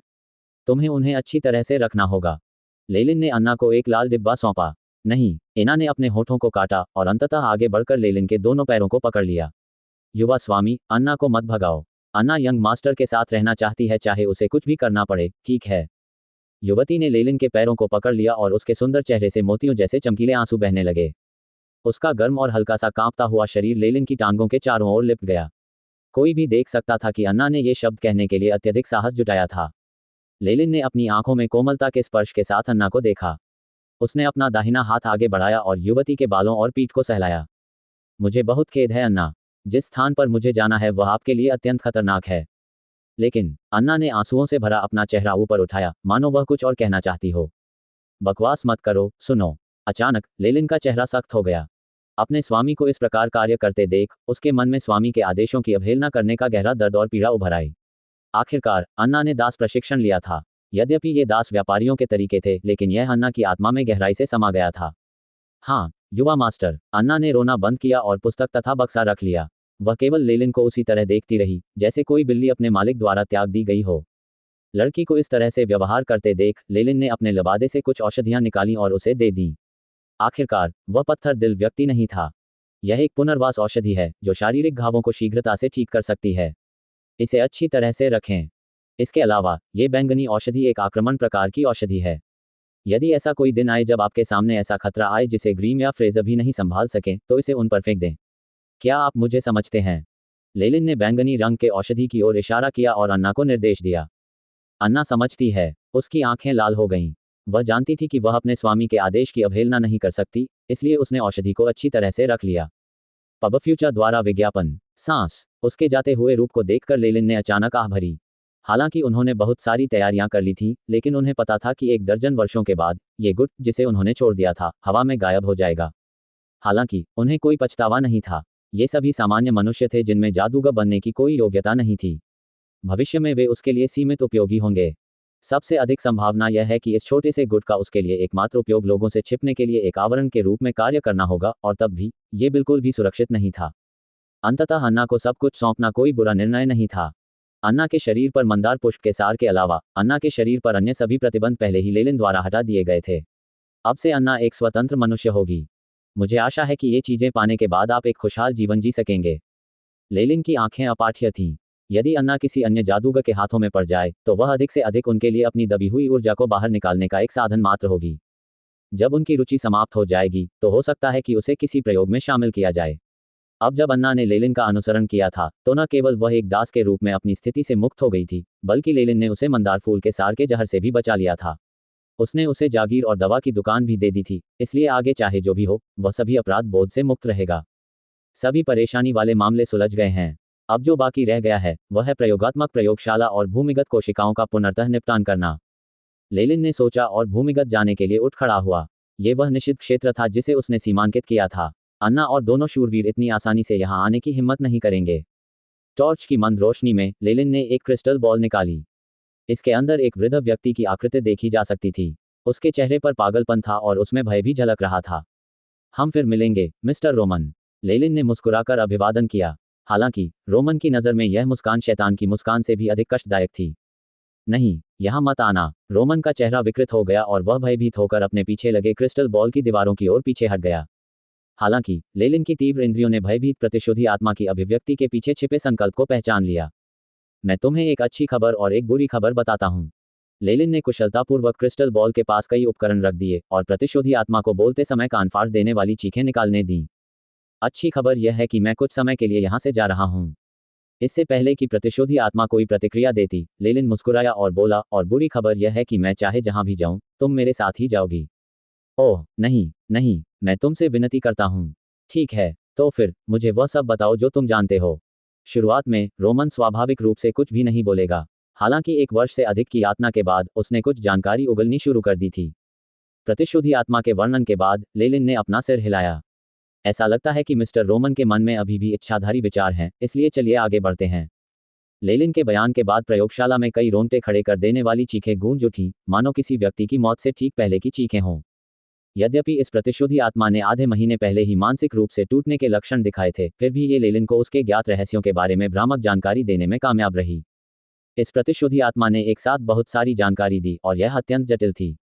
हालांकि एआई चिप की मदद से लेलिन अपने सभी कथनों को शीघ्रता से रिकॉर्ड करने और उन्हें व्यवस्थित रूप से क्रमबद्ध करने में सक्षम था। अगले कुछ समय में उन्हें एक समस्या का पता चला। जो बातें अधिक सामान्य और सामान्य ज्ञान से संबंधित थीं, रोमन ने उन्हें हमेशा आसानी से सौंप दिया।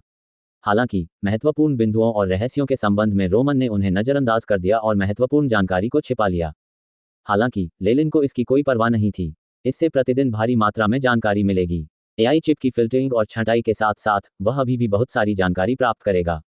इसके अलावा लगातार और लंबे समय तक यातना और पूछताछ के साथ लेलिन का मानना था कि एक दिन ये प्रतिशोधी आत्मा उसे सब कुछ बता देगी और शीघ्र मृत्यु की प्रार्थना करेगी।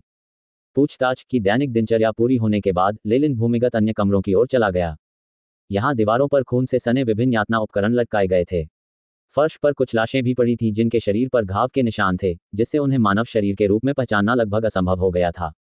बीप, आसपास की नकारात्मक ऊर्जा का घनत्व 34.5% अधिक है, जो आत्मा शरीर के अस्तित्व के लिए सबसे बुनियादी शर्त को पूरा करता है। लक्ष्य के भौतिक शरीर को विभिन्न कष्टों और यातनाओं से गुजरना पड़ा है।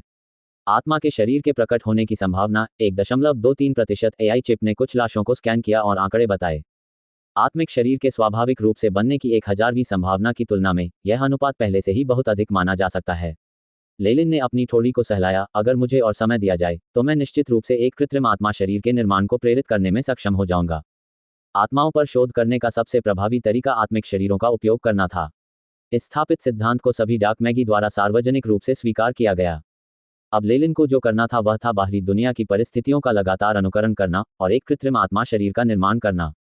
अगर यह खबर लीक हो गई तो लेलिन की प्रतिष्ठा पूरी तरह से बर्बरता और निर्दयता से जुड़ जाएगी, जो उसके भविष्य के विकास के लिए बुरा होगा। प्रतिष्ठा भी एक प्रकार का लाभ है।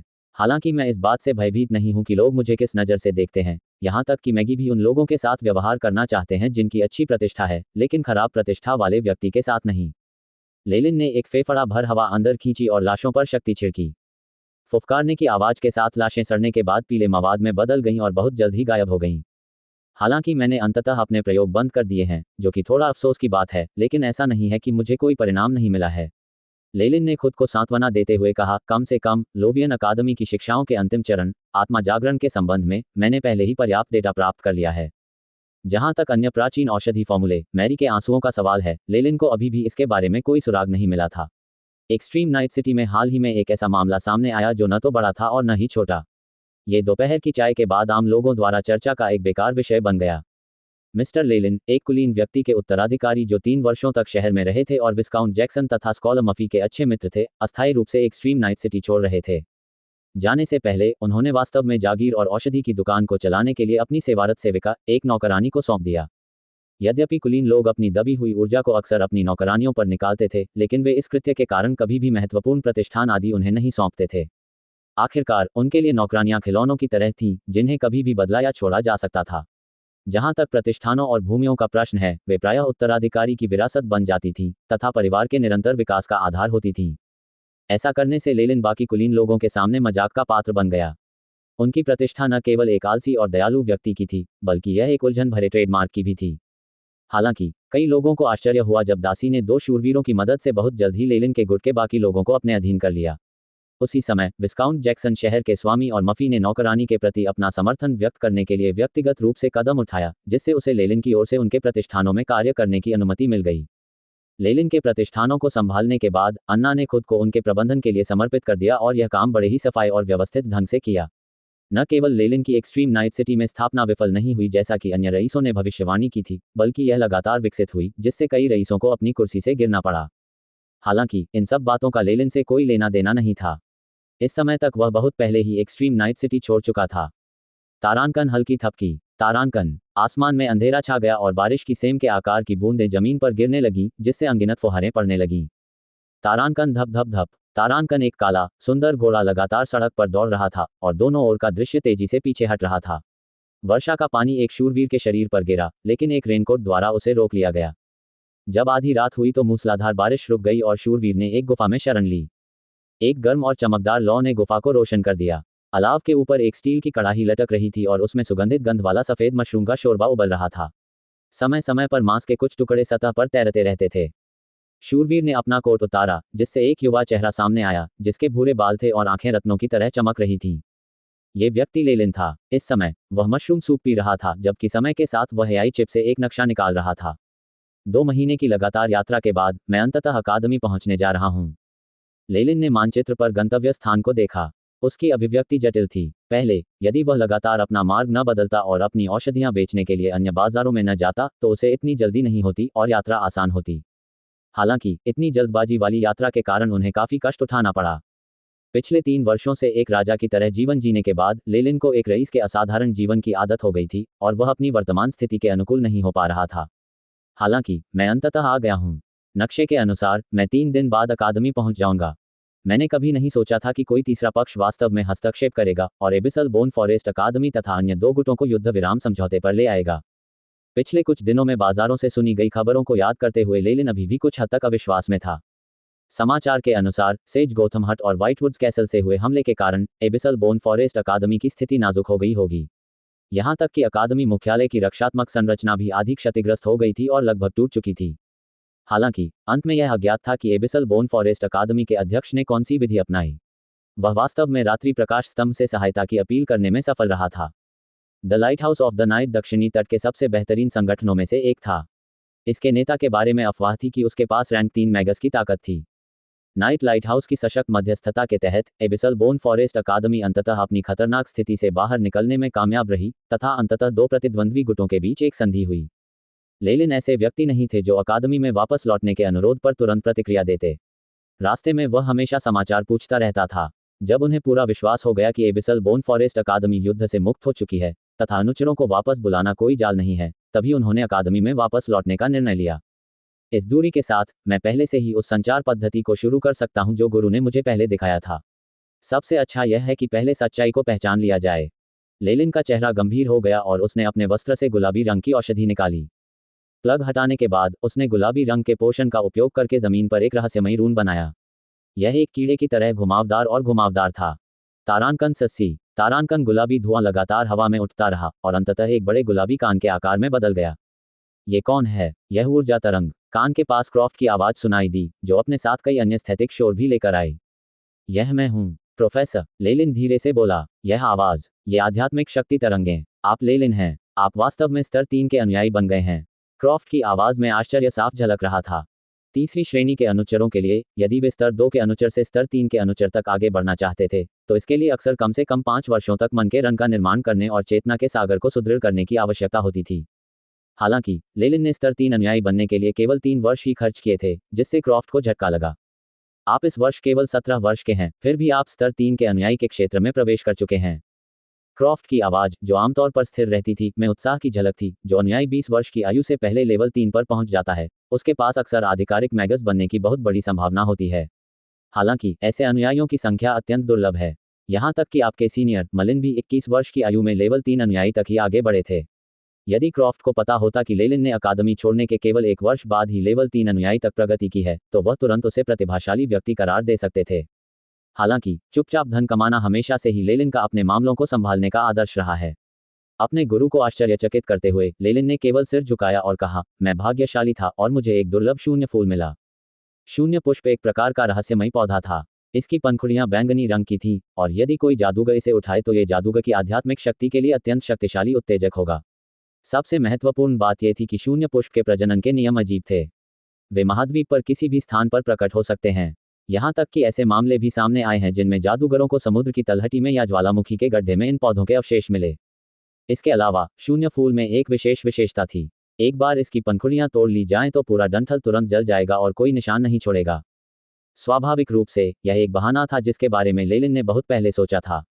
एआई चिप द्वारा विभिन्न रहस्यमय पौधों के डेटा एकत्र करने के माध्यम से उसने अपनी उन्नति के लिए एक कारण के रूप में इस बहाने को पहले ही तैयार कर लिया था। ऐसा नहीं था कि पहले कोई अन्य स्तर 2 अनुचर नहीं था जिसने स्तर 3 अनुचर बनने के लिए शून्य पुष्प का प्रयोग किया हो। शून्य फूल। क्रॉफ्ट के सदमे का एहसास कान के माध्यम से हुआ। ऐसा बहुमूल्य जादूगर संसाधन आपको भी मिल सकता है। यह एक उच्च कोटि की सामग्री है जिसकी एक पंखुड़ी की कीमत कई हजार जादुई क्रिस्टल के बराबर हो सकती है। ये किसी जादूगर को भी आगे बढ़ने में सहायता कर सकता है। हालांकि इस दुनिया में भाग्य की भविष्यवाणी करना बेहद मुश्किल था। अपने इस कथन पर अड़े रहने के बाद कि शून्य पुष्प का वास्तव में उपयोग हो चुका है, क्रॉफ्ट के पास उस पर विश्वास करने के अलावा कोई अन्य विकल्प नहीं था। इसके बाद गुरु और शिष्य ने लेलिन के हाल के यात्रा अनुभवों के बारे में बात की। जब क्रॉफ्ट को पता चला कि लेलिन ने अकादमी से मिशन सफलतापूर्वक पूरा कर लिया है, तो उन्होंने अपनी बधाई व्यक्त की। अंत में लेलिन ने गंभीर स्वर में पूछा, प्रोफेसर, अकादमी में अनुचरों को वापस बुलाने के संबंध में। उन्होंने अकादमी से सीधे तौर पर इसलिए नहीं पूछा क्योंकि उन्हें डर था कि यह एक जाल होगा। ये बहुत संभव है कि एबिसल बोन फॉरेस्ट अकादमी के अध्यक्ष की कुछ अन्य योजनाएं रही हों और वे अपने कुछ अनुयायियों की बलि देने के लिए तैयार हों। उद्धरण चिन्ह ... उद्धरण चिन्ह। संचार मंत्र के दूसरी ओर क्रॉफ्ट चुप रहे, अंततः कुछ समय बाद पुनः बोले। इस बार सहायकों को वापस बुलाने को अध्यक्ष और निदेशक मंडल द्वारा अनुमोदित किया गया था। मैं आपको आश्वस्त कर सकता हूं कि इस वापसी में कोई झूठ नहीं है, लेकिन लेलिन झिझका और अपने गुरु को परेशान करने के डर से अपनी सांस रोक ली। मूलतः यदि आप अभी भी लेवल 2 के अनुयायी होते तो मैं संभवतः आपको अकादमी में वापस लौटने की अनुमति नहीं देता। हालांकि अब जब आप लेवल 3 के अनुयायी हैं तो चीजें अलग हैं। मैं आपसे पूछना चाहता हूं, क्या आप आधिकारिक मैगस बनना चाहते हैं? क्रॉफ्ट ने अचानक पूछा। एक रैंक 1 मैगस। यह अक्सर सत्य की खोज करने वाले जादूगर के लिए प्रारंभिक बिंदु होता है। मैं निश्चित रूप से आगे बढ़ना चाहता हूं। लेलिन की आवाज धीमी थी। अगर ऐसी बात है तो वापस आ जाओ। जब तुम यहां आओगे मैं तुम्हें सब कुछ बता दूंगा। अब ज्यादा समय नहीं है। गुलाबी कान तुरंत कांप उठा और फट गया तथा धुएं के एक विशाल बादल में बदल गया जो हवा में फैल गया। खाली गुफा में क्रॉफ्ट की आवाज अंततः एक आखिरी बार गूंजी, मेरी बात पर ध्यान दो। यह अवसर अत्यंत दुर्लभ है लेकिन इसके साथ खतरा भी जुड़ा है। यदि आप मैगस के रास्ते पर आगे चलना चाहते हैं तो जल्दी से वापस आइए। लेलिन ने धीरे धीरे गायब होते धुएं को देखा और खुद से कहा। आज क्रॉफ्ट के साथ लंबी दूरी के संचार के माध्यम से, हालांकि समय कम था, लेलिन अकादमी के भीतर की परिस्थितियों को समझने में सक्षम था। इससे उन्हें पता चला कि एबिसल बोन फॉरेस्ट अकादमी वास्तव में खतरे से बाहर निकल आई है, लेकिन युद्ध अभी भी जारी लग रहा था। यही कारण था कि अकादमी ने अपने अनुयायियों को बलपूर्वक वापस बुला लिया। इसके अलावा अवसर अक्सर जोखिम के साथ आते हैं। क्रॉफ्ट की राय को देखते हुए ऐसा लगता है कि अगर वह वापस लौटे तो उनके लिए बहुत सारे अवसर होंगे। यह उस उन्नति से भी संबंधित था जो लेलिन को भविष्य में करनी थी। एक आधिकारिक मैगस लेलिन गुफा के प्रवेश द्वार की ओर चला गया और डूबते आसमान और मूसलाधार बारिश की आवाज को देखकर एक आह भरी। इन कुछ दिनों में जल्दबाजी करने के अलावा उसने और कुछ नहीं किया, सिवाय इसके कि वह कुछ जादूगर बाजारों में जाकर देखता रहा। हालांकि चाहे वह कितने भी जादुई क्रिस्टल बेचने को तैयार क्यों न हो, बाजार में कभी भी किसी आधिकारिक मैगस की उन्नति से संबंधित कोई जानकारी नहीं थी। इसके अलावा किसी ने भी ऐसी जानकारी प्राप्त करने का कोई तरीका नहीं बेचा। इसे देखकर ऐसा लग रहा था जैसे किसी बड़े अदृश्य हाथ ने आधिकारिक मैगी से संबंधित सारी जानकारी को सीधे ही अपने साथ खींच लिया हो और किसी और को इसके बारे में पता न चलने दिया हो। सूचना पर इस हद तक एकाधिकार करने के लिए इसे कम से कम दक्षिणी तट के बड़े संगठनों और गुटों के बहुसंख्यक जादूगरों द्वारा समर्थित होना चाहिए।